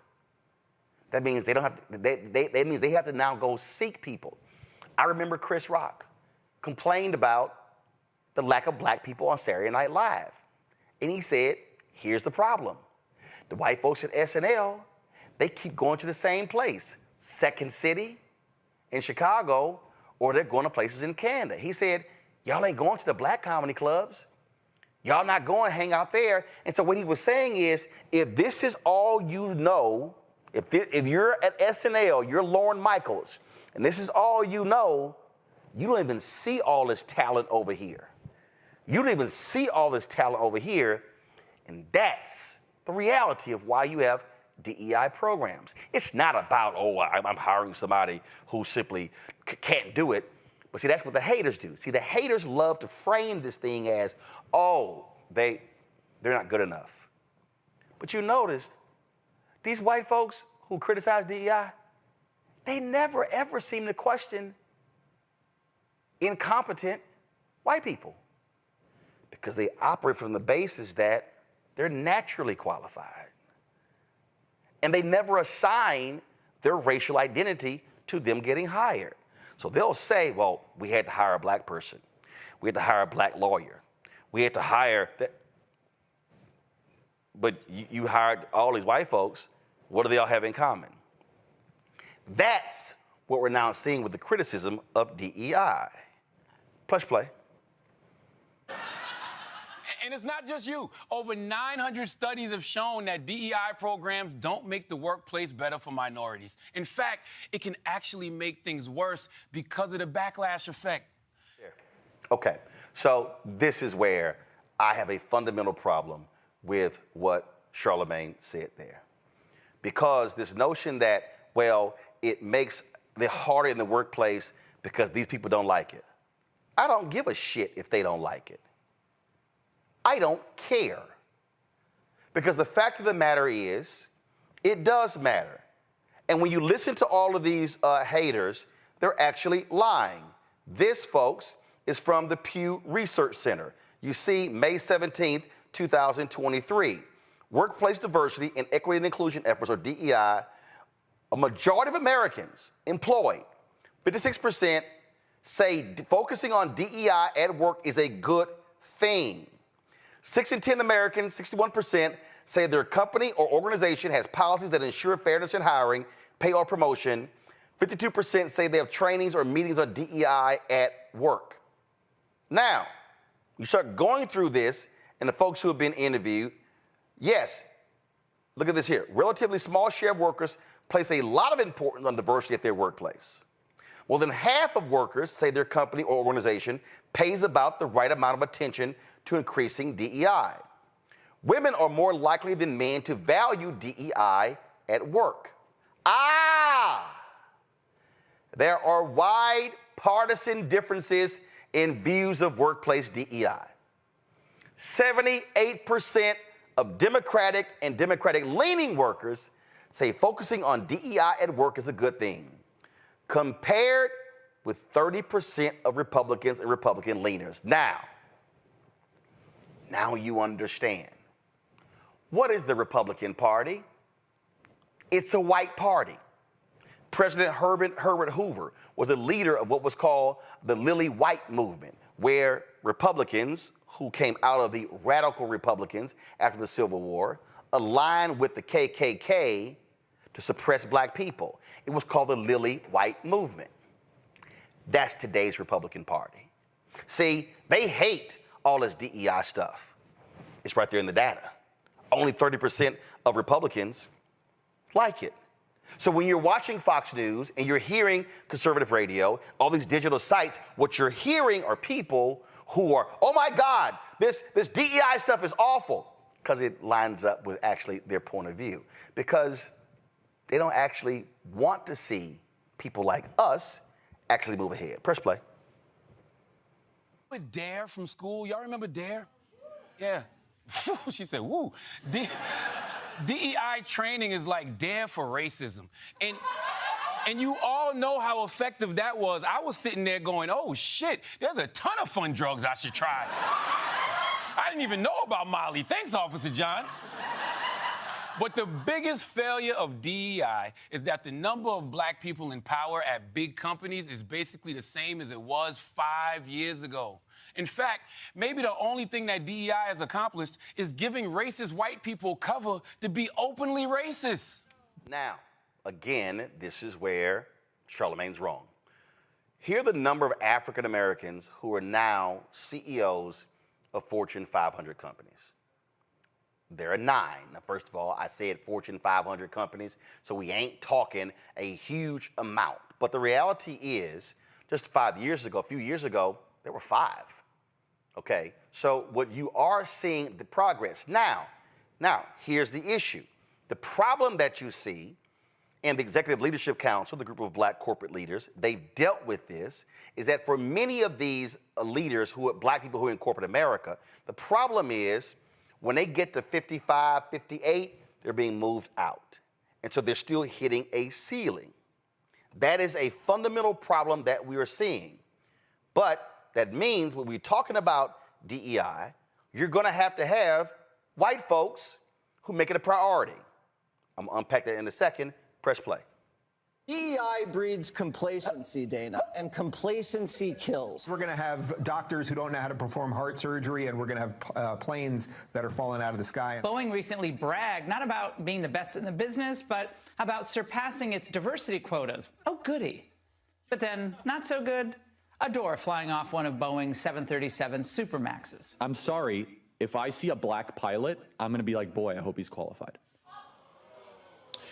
I mean, honestly, when I see a black pilot, I'm not worried that we're going to crash. I'm worried that we're going to get pulled over. Okay? That's right. That's right. And no, officer, I will not step out of this vehicle. All right? But yeah, they're blaming DEI for everything, even that bridge in Baltimore. They called Baltimore's mayor the DEI mayor, like he was given the job for being black.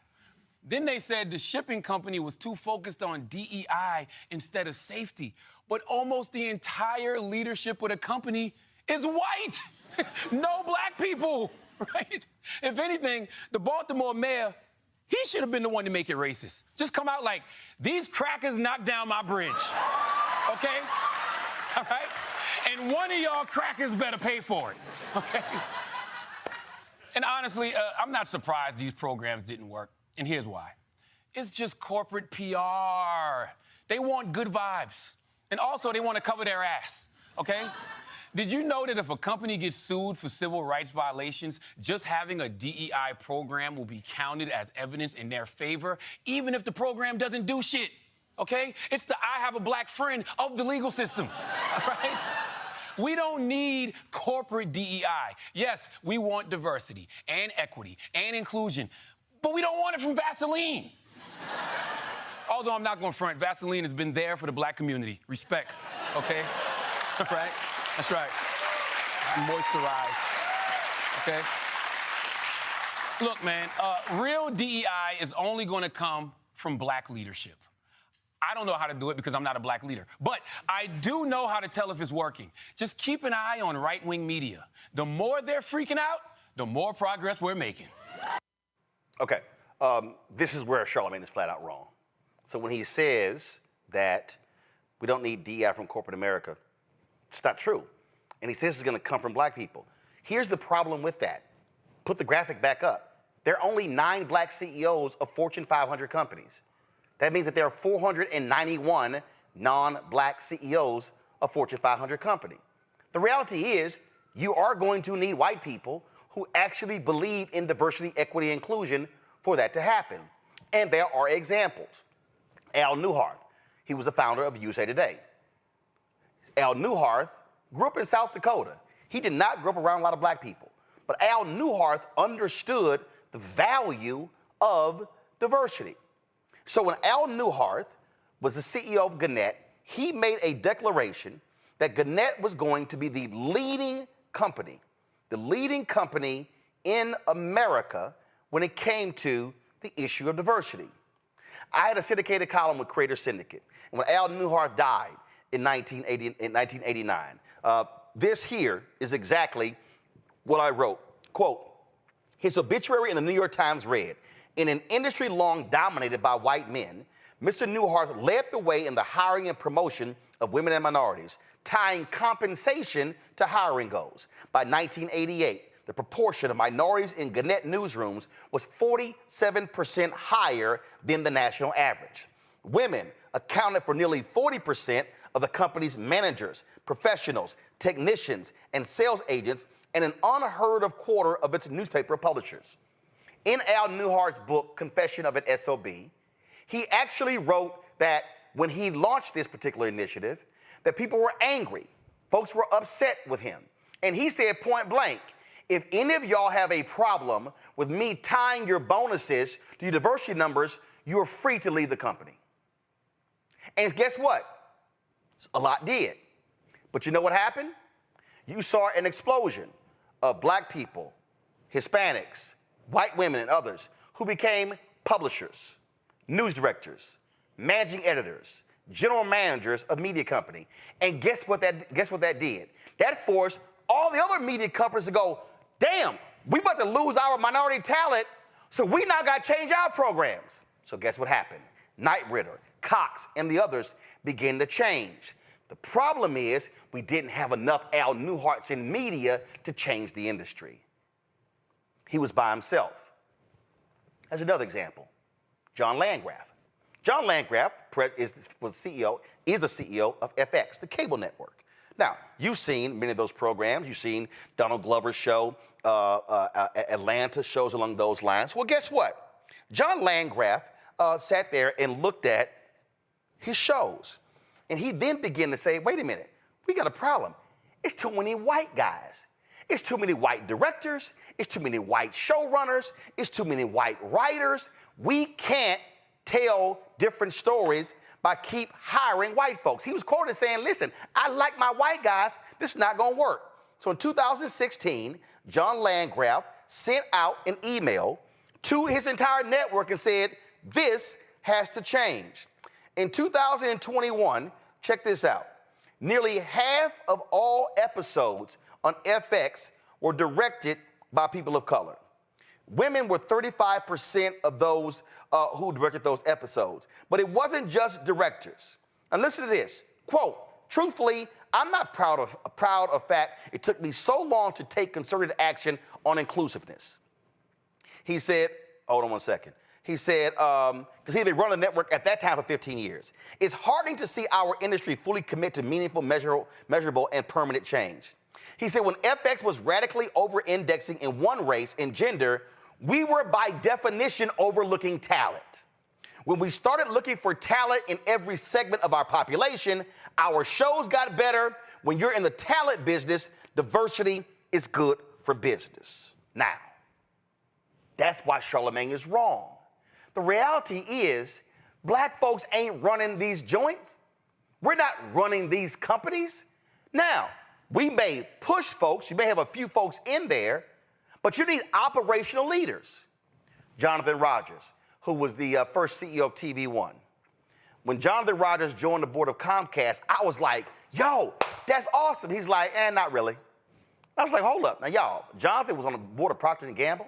He was on the board of Nike. And I was like, Jonathan, are you serious? He said, I didn't want a board job. He said, Roland, I want an operational job. I was like, but isn't a board job better than an operational job? He said, no. I said, Jonathan, why? He said, because if I had an operational job, that's where you hire. He said, by the time it gets to the board, we don't control hiring. He said, we just sit here and oversee the CEO. That was an instructive thing he actually said to me. So what we have to understand is that for DEI to work, you've got to actually have individuals who are in power, for the most part, they're going to be white, who are making the decisions in order to be able to affect the change. This is where we, again, make a mistake on this very issue.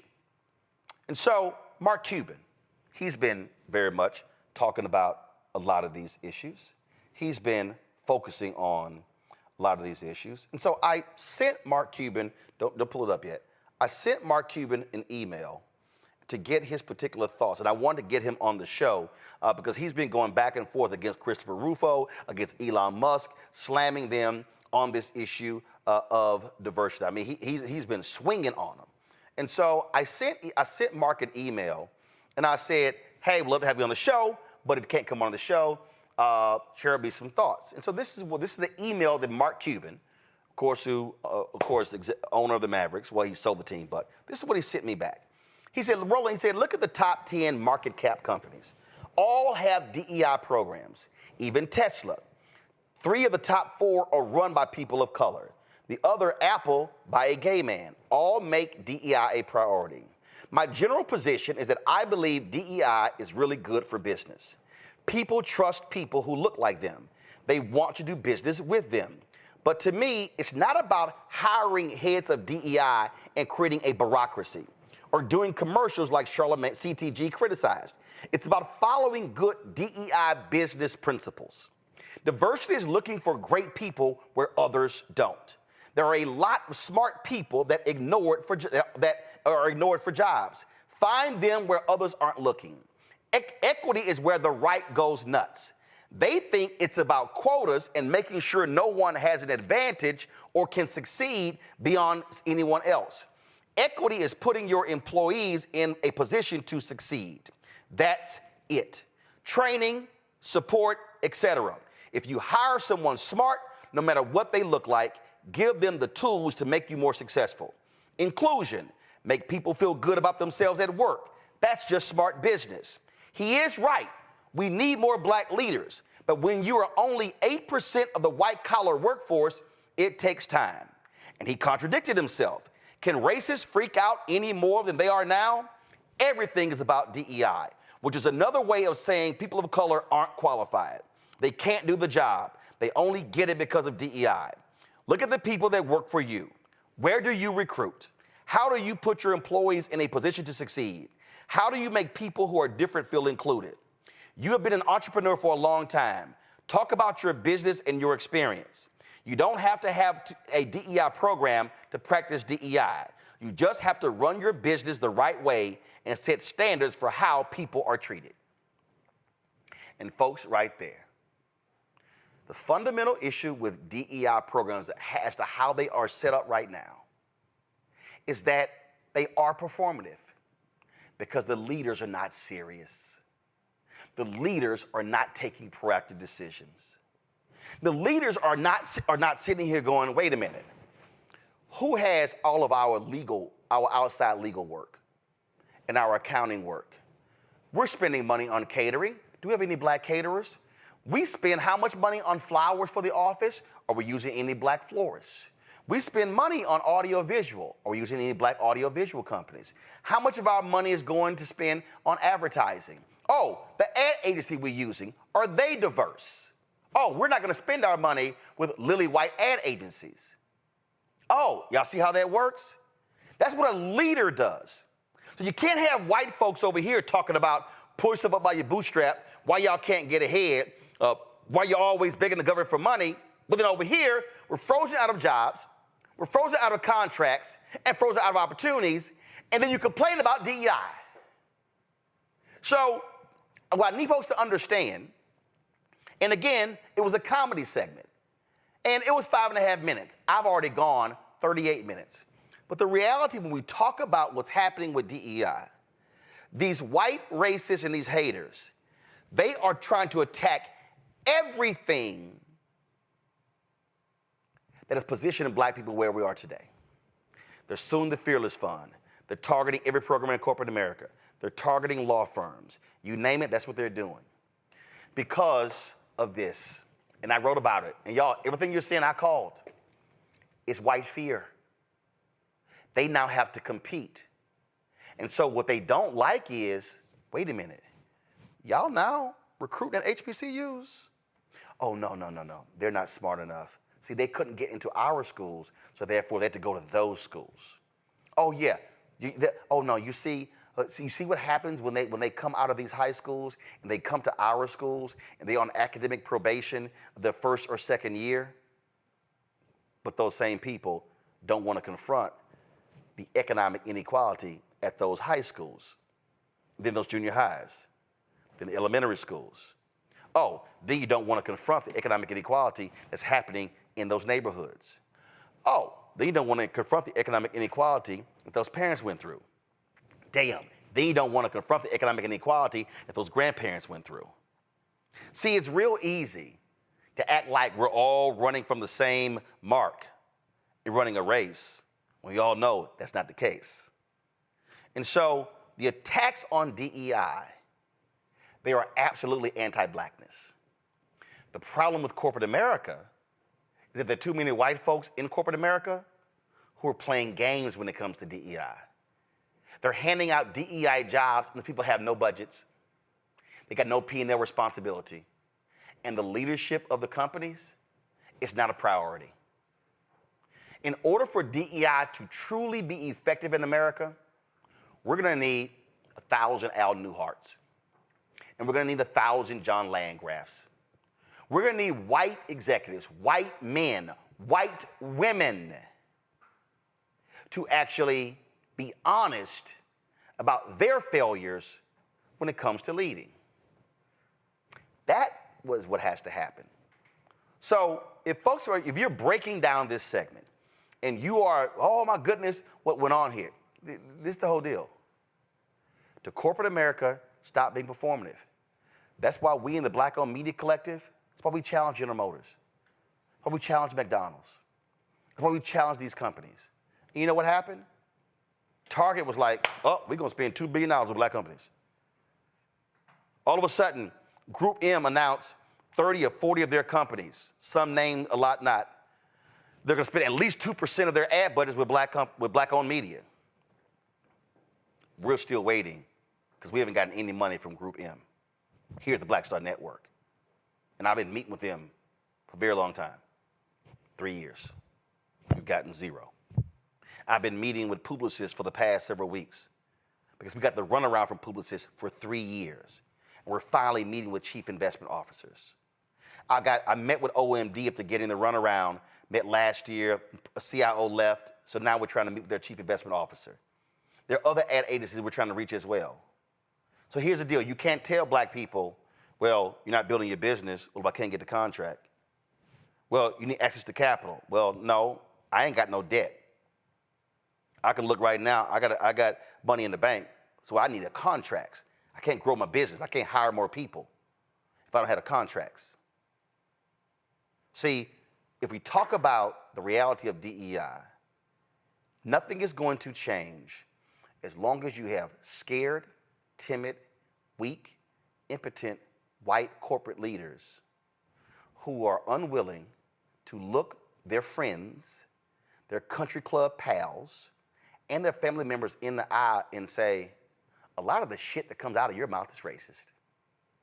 And the fact of the matter is, America and these companies are not going to be able to grow if we do not have diverse initiatives. Last point. Charlamagne said, well, I don't want DEI when it comes to Vaseline. Unilever owns them. Unilever owns a ton of companies.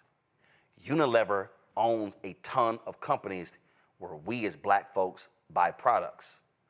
Oh, hell yes, Unilever had better have a strong-ass DEI program.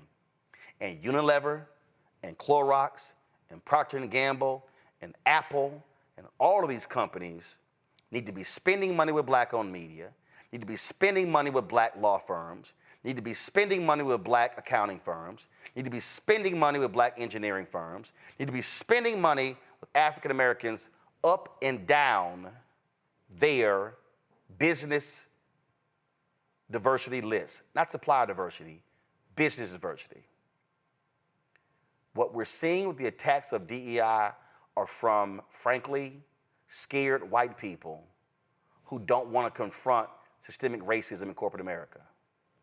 But this is a moment when white leadership, while you have these lawsuits going on, has to have the courage to say, we aren't going anywhere. We're going to do what Al Newhart did. And that's say, if you don't like the fact that we support diversity, equity, inclusion, you, white critic, are more than happy to leave. Because I bet you we're going to be successful in finding your replacement, and they likely will be black or person of color. When we come back, we'll talk with Randy Bryant, DEI Disruptor, and my panel to continue this conversation. You're watching Roland Martin Unfiltered on the Black Star Network.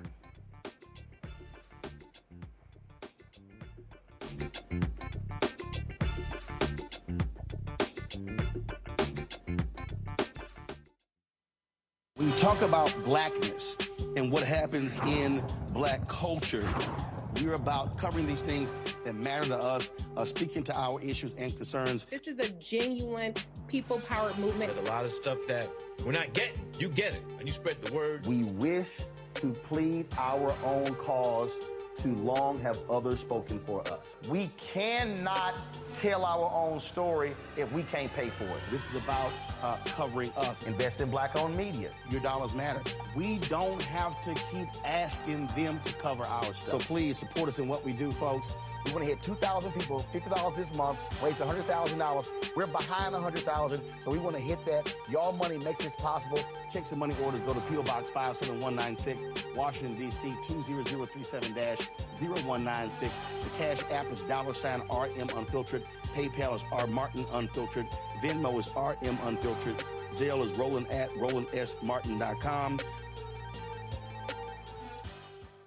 Fanbase is pioneering a new era of social media for the creator economy. This next generation social media app with over 600,000 users is raising $17 million, and now is your chance to invest. For details on how to invest, visit startengine.com/fanbase or scan the QR code. Another way we're giving you the freedom to be you without limits. What's up, everybody? It's your girl, Latasha from the A. And you're watching Roland Martin Unfiltered.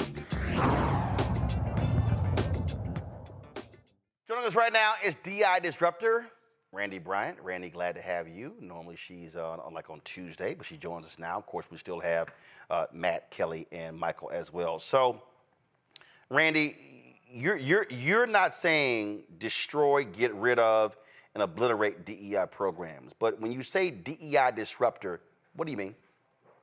What I mean is we need to change it. It does need improvement, as any programs do. That's nothing new when you roll out something. So I don't want to destroy it, as it seems as if Charlamagne is suggesting that we do, and that most of it's garbage. We disrupt it. We make it better, right?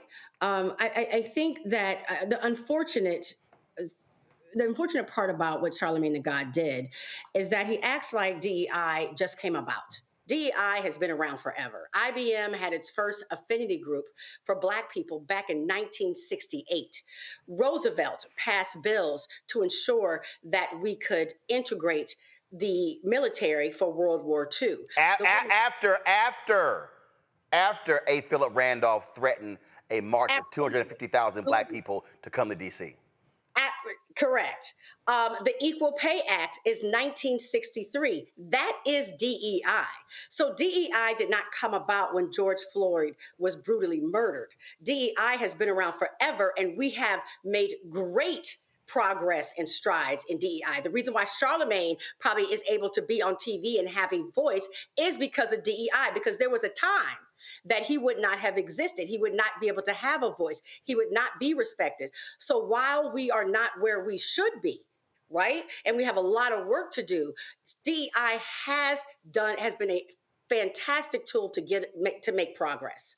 So no, it's not about getting rid of it. It is about changing it. And also what scares me is that what he did on his platform, he has a powerful platform, and I absolutely respect that he has this power, is that he gave voice to all of these right-wing Republican extremists who want nothing but to destroy DEI. They've proven that by passing laws in half the states right now. I mean, they just had 60 employees let go in, I think it was Florida. Well, no. The 60 with the University of Texas. You also had it in Florida because they banned DEI, Florida, Alabama, Texas, and multiple states. But to your point about destroying the programs, go to my iPad, Henry. So here's a perfect example. Stephen Miller's white nationalist group is representing this white Hollywood writer who is suing the studio because he's claiming Brian Benecker is suing CBS and Paramount for discrimination because he's saying, oh, I didn't get hired as a showrunner because of diversity. Well, here's the deal. The writing rooms in Hollywood are so white, bro, you probably didn't get a job because some other white person. Reminded me of Mary Fisher's lawsuit against the University of Texas. But what they do, because their end game is to get rid of all of these programs that were created in Hollywood to create opportunities for black and other writers. And so this lawsuit operates as the Trojan horse. That's their end game. That's absolutely their end game. And that's why I am disappointed that Charlamagne gave them a platform and showed all the things that they were saying as as if there's a pilot who happens to be black, that means a pilot is deficient in his skills. I mean, the pilot went through the exact same programs and training that every other pilot went. They're not just going and finding someone off the street and saying, can you fly this plane? DEI was created, and I say this over and over again, to help to fix a problem in this country where we would not permit Black people, people with disabilities, women in positions whatsoever. That is why it came to be. Look right here, this lawsuit, Randy. Look right here. The Benecker lawsuit asserts that, quote, an illegal policy of race and sex balancing promoted the hiring of unnamed, quote, less qualified applicants, including women, minorities, or LGBTQ writers. Well, first of all, if you're talking about women, you're talking about white women, okay? And if you're talking about LGBTQ, we're not in that category, because anytime when they break out categories, they put the black people in the black category. You can't be in multiple categories, but again, that's what the goal is. So I think, and again, and listen, I was texting Charlamagne today. I think, absolutely, I believe that the segment should have focused on the white racist attacks on DEI and what their end game is, and absolutely saying, hey, corporate America, don't play performative politics when it comes to DEI. Have real DEI that can actually create lasting change and have the fortitude to stand up for your own programs.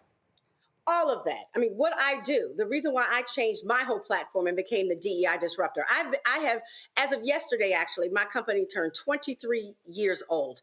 We have run this company making change in corporations and in the government to ensure that they were places that were diverse, equitable, and inclusive. So first of all, it's not new.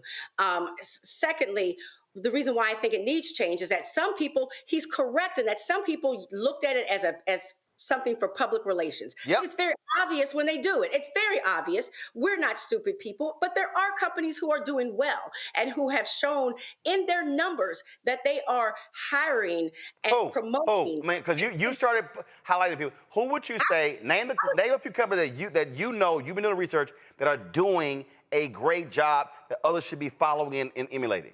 Number one, I would say Ben & Jerry's. Ben & Jerry's, forget it, their entire company is built on ensuring that everybody has a voice and everybody is respected. It's not a policy. It's not a brunch for Martin Luther King.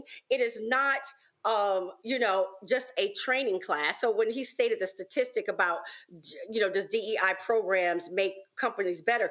If it's just a training class, of course, it's not going to just make it better. It has to be woven throughout the foundation of an organization, that everything they think about involves, are we including everybody? Because this is the thing, and this is what upsets me. All of us in this world are biased, right? Everybody has a bias. In this world. Listen. You can criticize Texas, but my ass from Texas, and my parents are from Texas. Right. And guess what? I'm gonna defend where I'm from. Now I'm gonna criticize it, but I'm also defend it. Well, that's a natural inherent bias. But also, like I tell people, if you introduce me to a sister that went to an HBCU, don't let her be an AKA. I am biased towards her. So what it said is that if you looked at every organization, from the government to every corporation, all you saw were white males.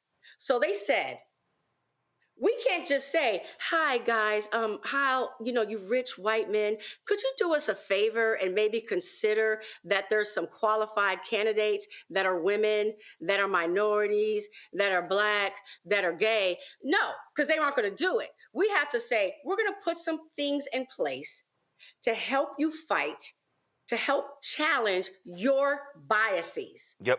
Right?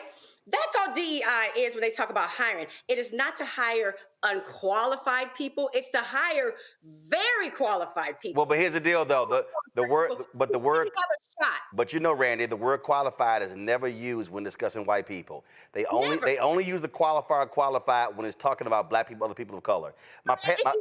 If you look at what they're doing at colleges with nepotism, where there is a legacy, a very good number of people get into these colleges and universities because they have a legacy.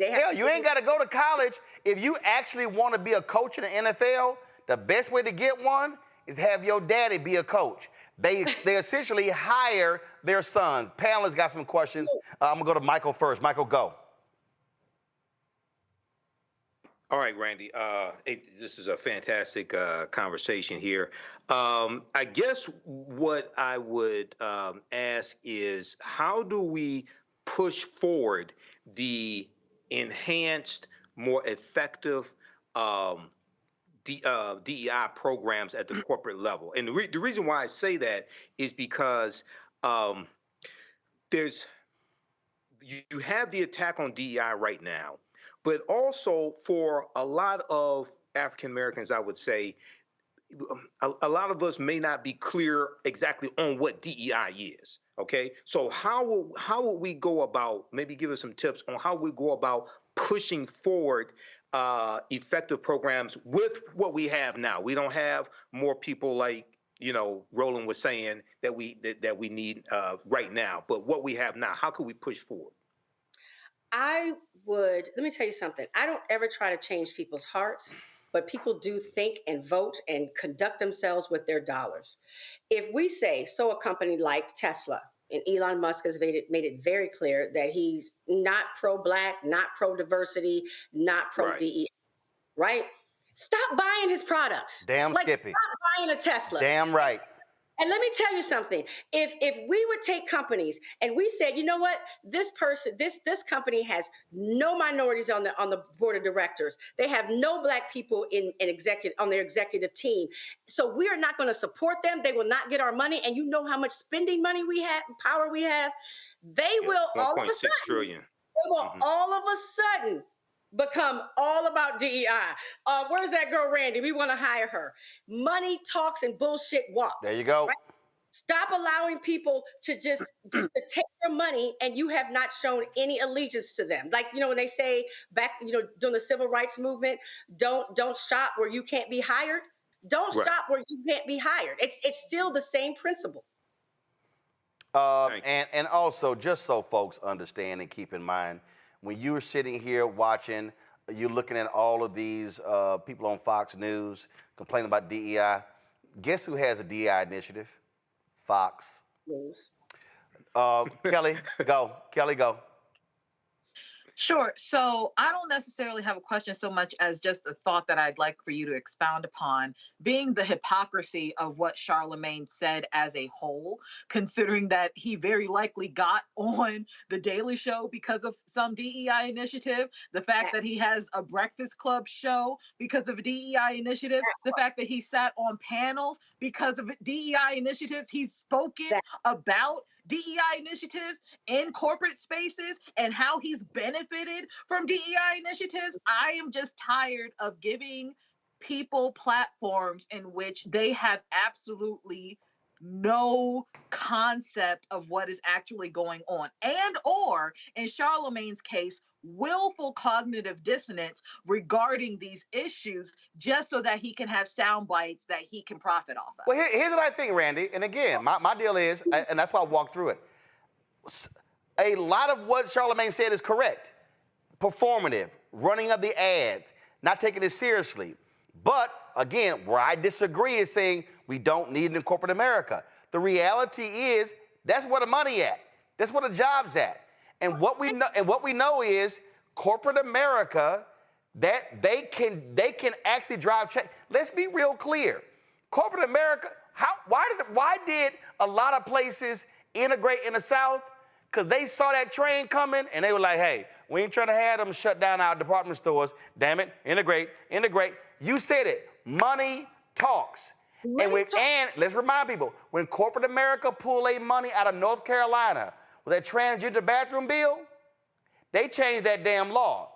When the brothers in Mississippi said, we ain't playing at Mississippi State under that damn Confederate flag, they changed the damn law and took it down. We as black folk, to your point, got to use our money leverage, and most of the DEI initiatives that came forward after George Floyd's death, because them white kids in them companies were acting a fool. And Adidas, give you an example, Randy, Adidas announced we're going to do a $10 million initiative. Them white folks at Adidas lost their mind. The next day, the CEO announced, okay, hold up, we're going to do $100 million, and then a third of our jobs will be people of color. The whole backlash to DEI is because white people in the aftermath of the death of George Floyd rose up. So the attacks on books, the attacks on CRT, the attacks on DEI are all because they freaked out when they saw them white kids have a changed view. And that's why you now see them now, let's attack woke, let's attack DEI, and attach it to everything and make it negative. Randy, go. They are attacking everything that moves us forward, which is not something new. And, you know, when I look at Charlamagne and what he said today, you know, one, I don't know if he's like technically worked in a corporation. The Breakfast Club is owned by iHeartRadio. Right, but I'm talking about him going to like an office and working. I mean, No, iHeartRadio. Right. I've been to the studio. That ain't black. That's not black owned. Right. And so what unfortunately happens is exactly what happened to him, in my opinion, is what happens to a lot of DEI leads at companies, including myself, right? Your message only gets put up if it's approved by your bosses. You have to say something. So what he did today, to me, in my opinion, was to say DEI was not effective, should be thrown away. And that serves the purposes of the right-wing Republicans. Versus saying, what you're saying, Brandy, versus saying, here's the problem with DEI, here's how it needs to be changed to be effective. Absolutely. Okay. So if there are a lot of, you know, IBM has been effective. Target and Walmart, if you look at what they have done the last several years, they have done some impressive work. A lot of the tech companies, they haven't done much at all. But there are companies, because they understand that if they don't promote diversity, inclusion, and equity, they can't make it. Look at Netflix. Netflix was the first. I mean, they really came out with so much diversity in their programming, in the people they had. I mean, I'm telling you, they've done a brilliant job, right? I mean, outside of this Good Times show that's about to come out, they've done a good job. So when they did that, companies like Fox, that's why they have Tubi. They realize that to compete in this world, so while they have Charlamagne and people discounting it, they know they need it. Right? Well, here's the deal. Before I go to Matt, can we go to my iPad? This literally right here is a letter to the shareholders from the CEO of iHeartRadio talking about, and what do they say? The purpose of our ESG report is to increase transparency around our ESG efforts, including diversity, equity, and inclusion. So the reality is here. But what they'll have to do, though, is even when they say we've hired a Black person, they have to allow Charlamagne or whoever Black person they promote to speak truthfully. Well, first of all, he was speaking on Comedy Central, which is owned by Paramount. That was iHeartRadio. So funny. Well, but again, no, it's so. Here's my whole deal. They're different platforms, and what has to happen is this is where you've got to have also real conversations. This is where you've got to have folk with expertise who are bringing knowledge to sort of unpack this. Again, where he was correct, and I agree with, and I've publicly criticized it, where DEI fails is when it's performative, when they run ads, when they post stuff on social media, and they don't follow up with action. That's why I've been criticizing companies and their ad agencies. Don't sit and tell me you're committed to Black-owned businesses, but then your ad agencies want to return our phone calls. That ain't real. Matt. So, Randy, I appreciate you breaking this down or adding to Roland's breakdown, but here's my question for you.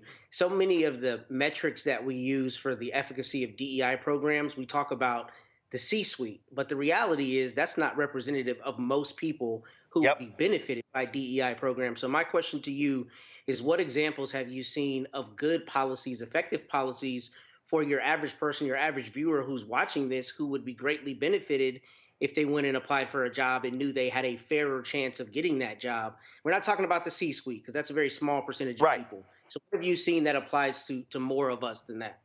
Well, this is where I believe that, again, where the studies that were cited got it wrong. There have been great improvements when it comes to Black people getting jobs at almost across the board. I mean, from the federal government to localized governments to corporations, Fortune 500 and down, where you are seeing more Black people get jobs and management jobs. You are right that the C-suite is kind of where we get stopped oftentimes, but to say that we have not made great strides is ridiculous. If I were to name companies, there's so many, like I just said, Target, Walmart has done a great, the tech companies to me have done the worst. If you're looking at the promises they've made, the tech companies like Facebook and Google, nothing has moved on their scale of anything. But most companies across the board have more diversity than they've seen in the past. And the reason why is because they were pressured to do so. People aren't going to do things just because they're nice. And DEI wasn't developed to get unqualified people in positions. It was just to put the net further. Tell me where you are looking for qualified candidates. Also, let's talk about your biases, because what's very insulting about what these commentators are saying and how they're attacking DEI is what they're saying is if you hire a Black person, that automatically means that you're hiring a less qualified person. Yep. For somebody to say that aloud is bold. Well, but again, no, but that's the agenda. That is the absolute agenda, to say that if I see a Black pilot, automatically I'm assuming that they're not qualified. So it's talking about pilots. If you look at the airlines, all of the airlines now have programs to partner with HBCUs. But that's racism. So that's just racist, just being very clear with their racist language, and they're allowed to get away with it. Well, the reverse racism, if you know. No. I'm saying, I'm not calling reverse racism. I'm saying using that language. If you say I see a Black pilot, I automatically think they're not qualified. You racist. 1,000% racist.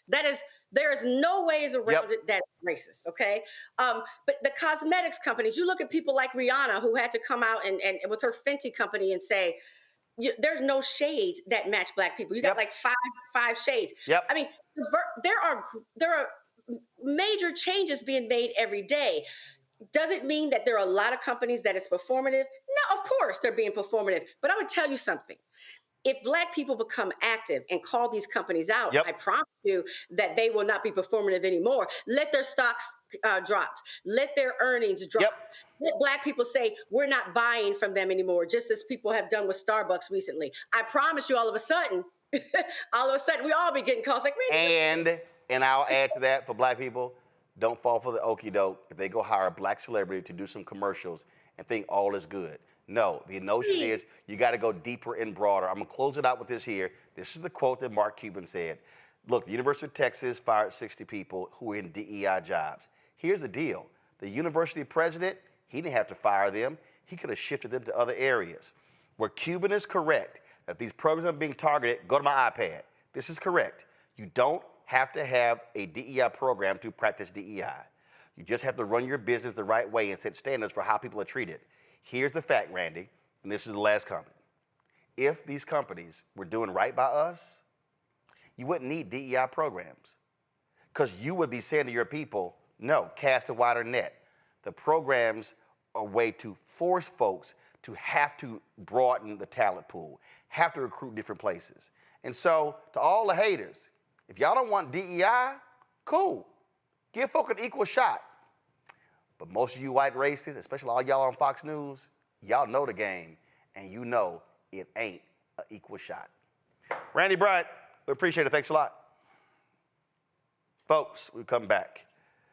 A math program using hip-hop lyrics to get our kids learning math. Damn! Y'all about 45 years late for me. That's next. Roland Martin Unfiltered on the Black Star Network.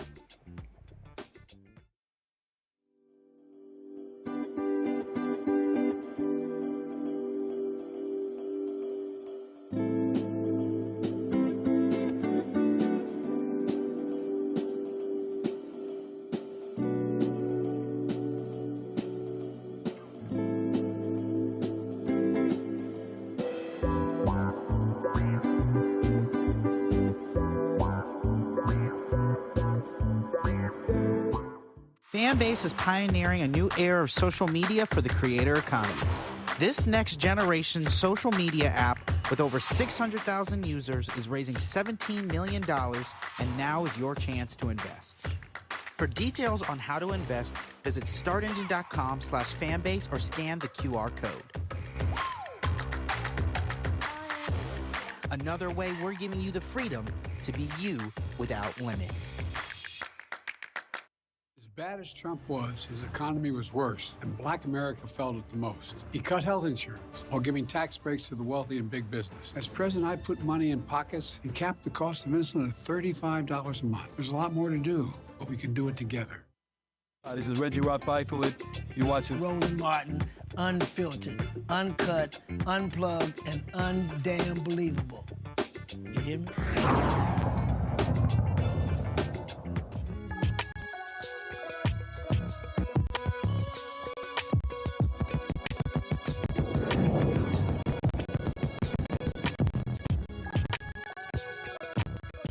All right, folks, it's an innovative curriculum that connects hip-hop culture with math. Lyrical Math is a research-based, data-proven intervention program that builds students' confidence and mastery of numbers.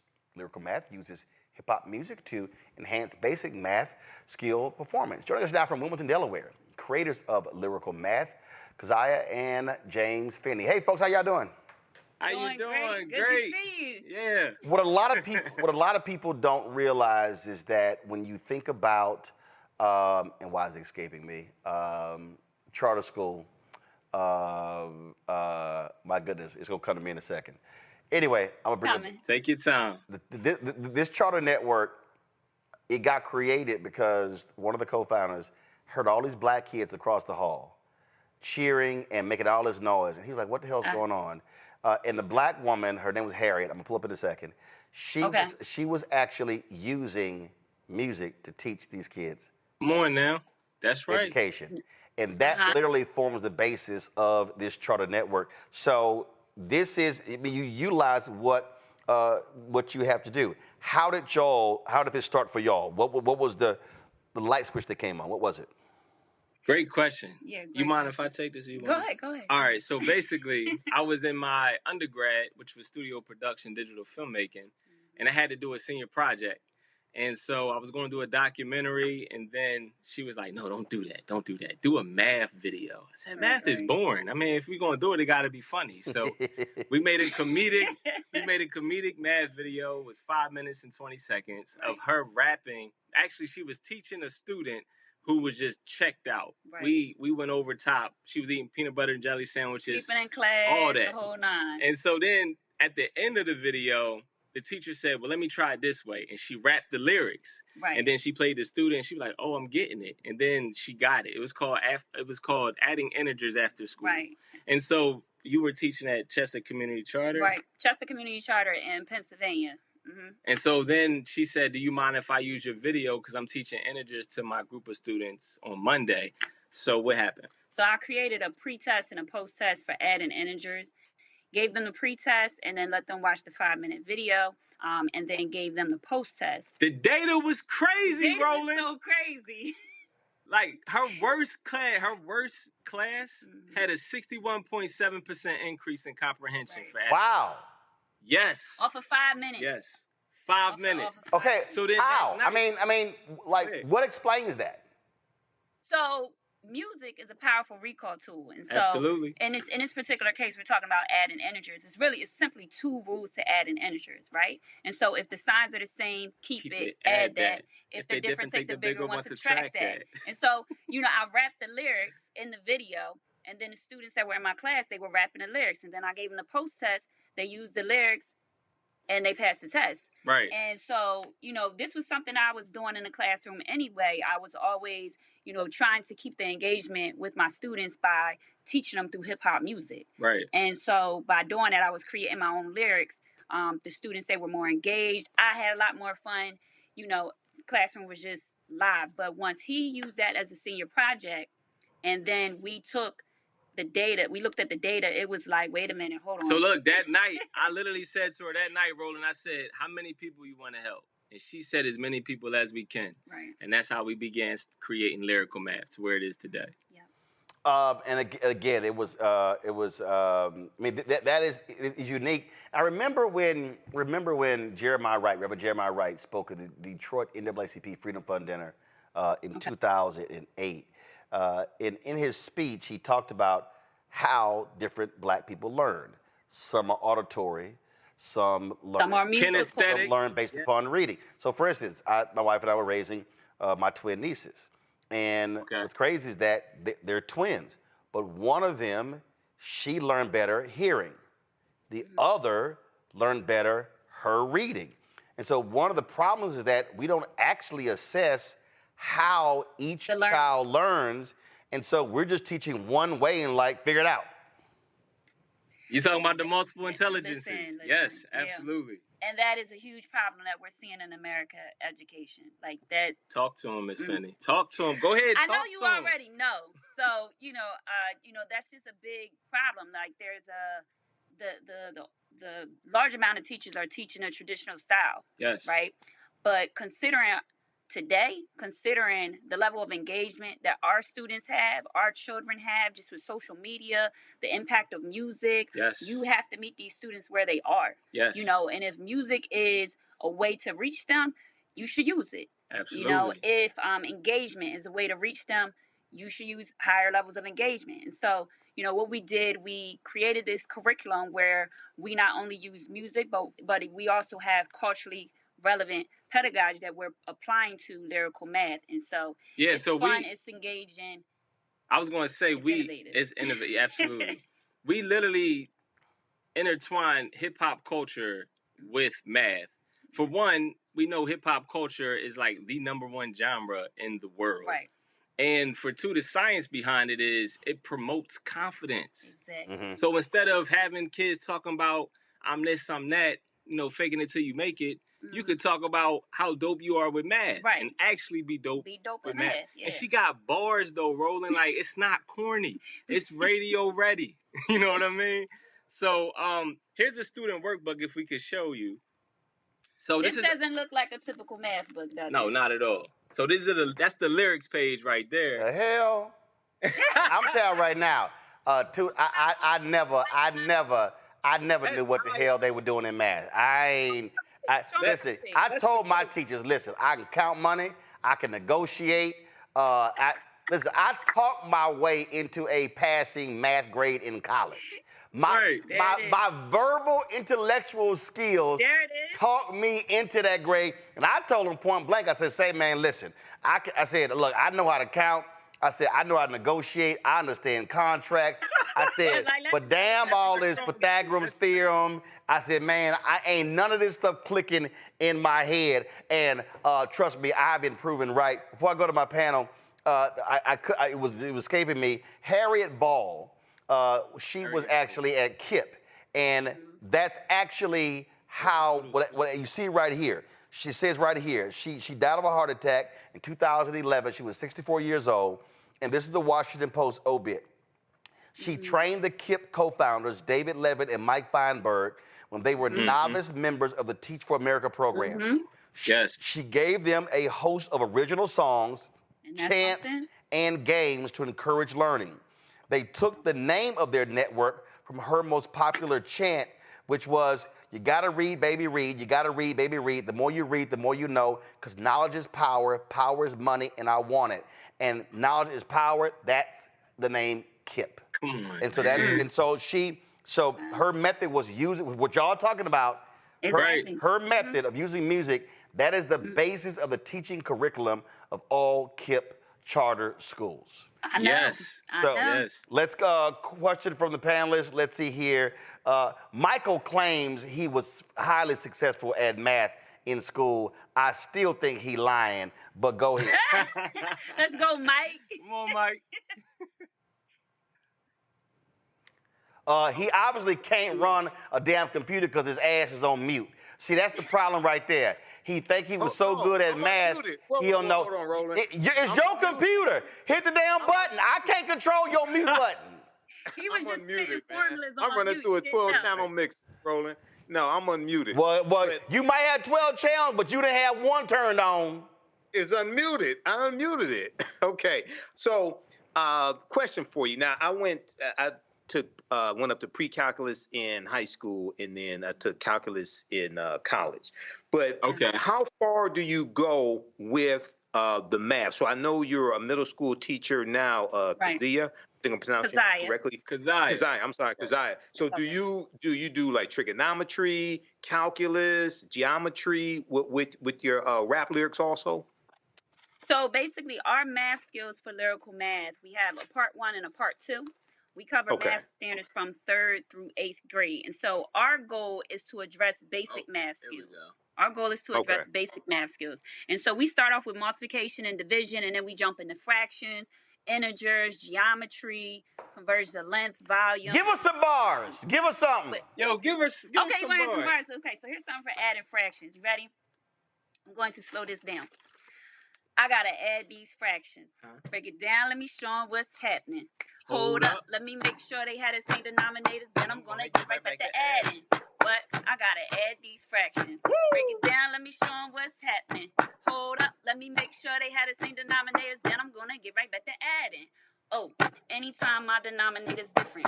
I'm looking for that LCM till I get it. Turn my LCM into my denominator. Make equivalent fractions to get my numerators. I take my numerators, then I add them up. I take my numerators, then I add them up. Keep my denominator as my LCM. Keep my denominator as my LCM. When I get my sum, I make it hotter than the summer. Blazing through this work, the more I work, the more I come up. I'm adding fractions, this is something that I breeze through. Check my answer simplified if I need to. I gotta add these fractions. Break it down, let me show them what's happening. Hold up. Let me make sure they had the same denominators, then I'm gonna get right back to adding. All right, show your skills, okay. Kelly. First of all, that was amazing. Thank you. My question is, I wasn't terrible at math. It wasn't my favorite subject, but I was good at it.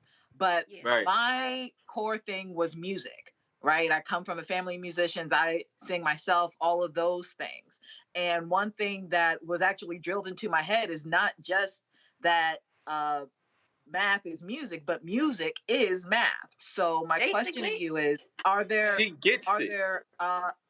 opportunities that you have, or have you done anything in conjunction with music courses and fractions? Because we've got, time signatures, we've got circle of fifths, we've got, key changes and the like. All of that requires math.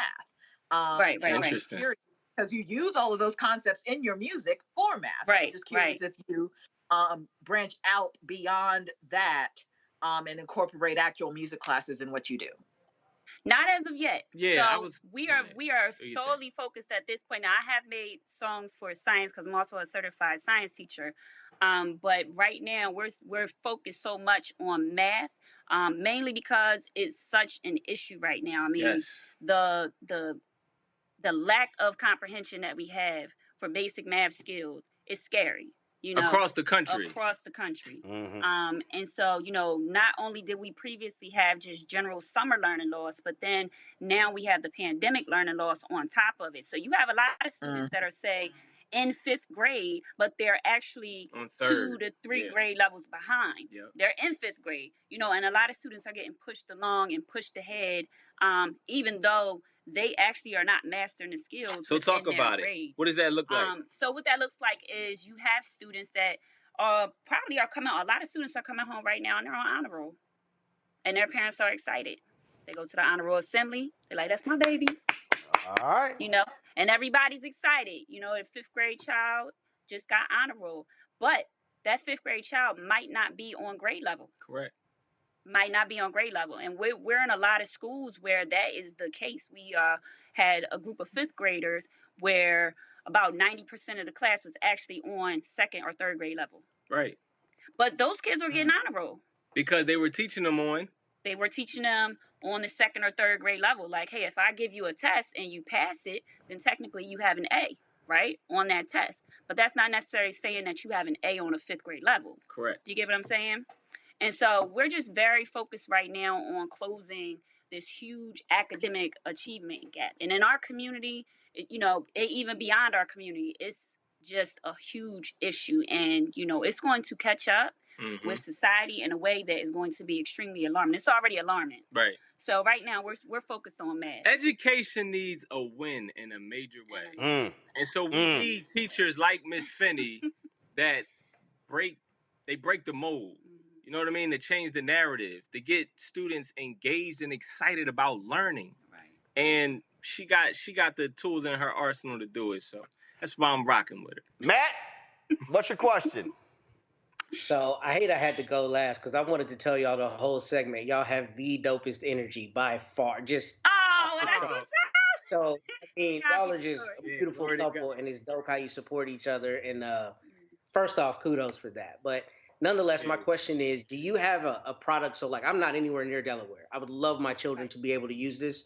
Do you have a way we can access that? I don't know if we talked about the he just put the plug. Beautiful. Thank you. Ask that question? So we've been in lyrical math for 8 years now. We've built it up to where it is currently. It took 8 years to do so. In the process of doing that, we finally made it available for households, right? So we have the Lyrical Math Online Academy. You get the yearly subscription, and it comes with this one-of-a-kind student workbook. Right. You get it mailed to your house, and then you get a username and password that child will log in and learn from Miss Finney on demand. Right. It's having a Michael Jordan of lyrical math in your household. Right. On demand. What do you call it? The Netflix of math?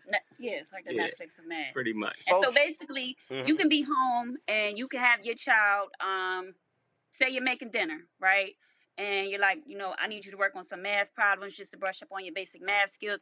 I don't want to sit here and teach you math. I don't even know how they're teaching math right now. Right. But I know Mrs. Finney knows how to teach you math through lyrical math. So, hey, grab your student workbook, your lyrical math student workbook. There you go. I want you to crack it open, right? I want you to do lesson 7, worksheet number 1 today. They go to the platform, they pull it up. And listen, you can pull this up right on your cell phone. Yeah. Right on your cell phone. Like right now, check this out. Can you see this?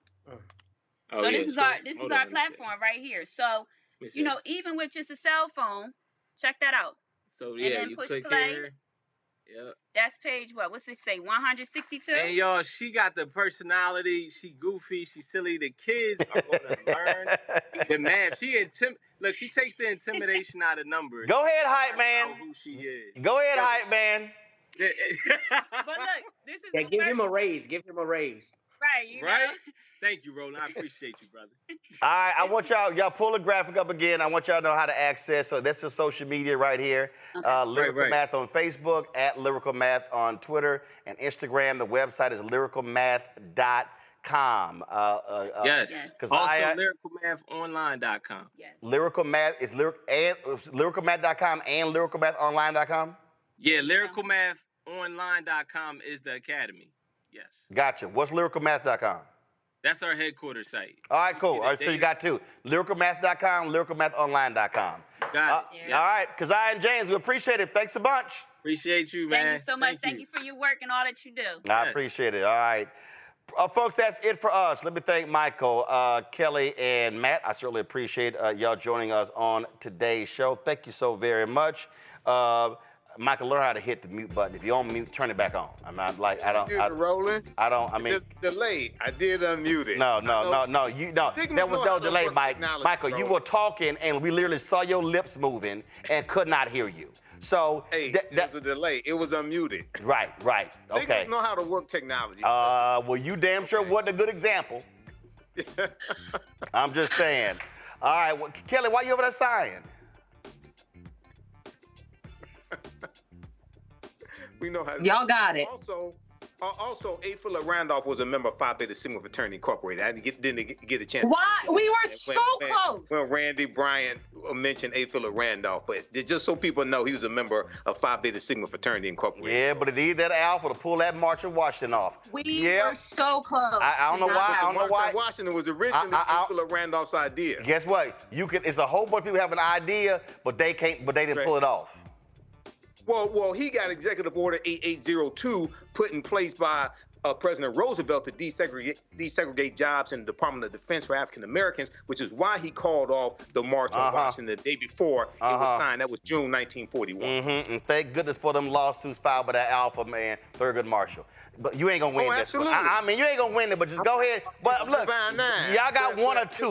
Let the record show. Y'all got one or two. Phi Beta Sigma Fraternity Incorporated. Yeah, y'all got one or two, so that's the only hat you can hang it on. All right, that's it. Yeah, appreciate it. Yeah, enough chit chat.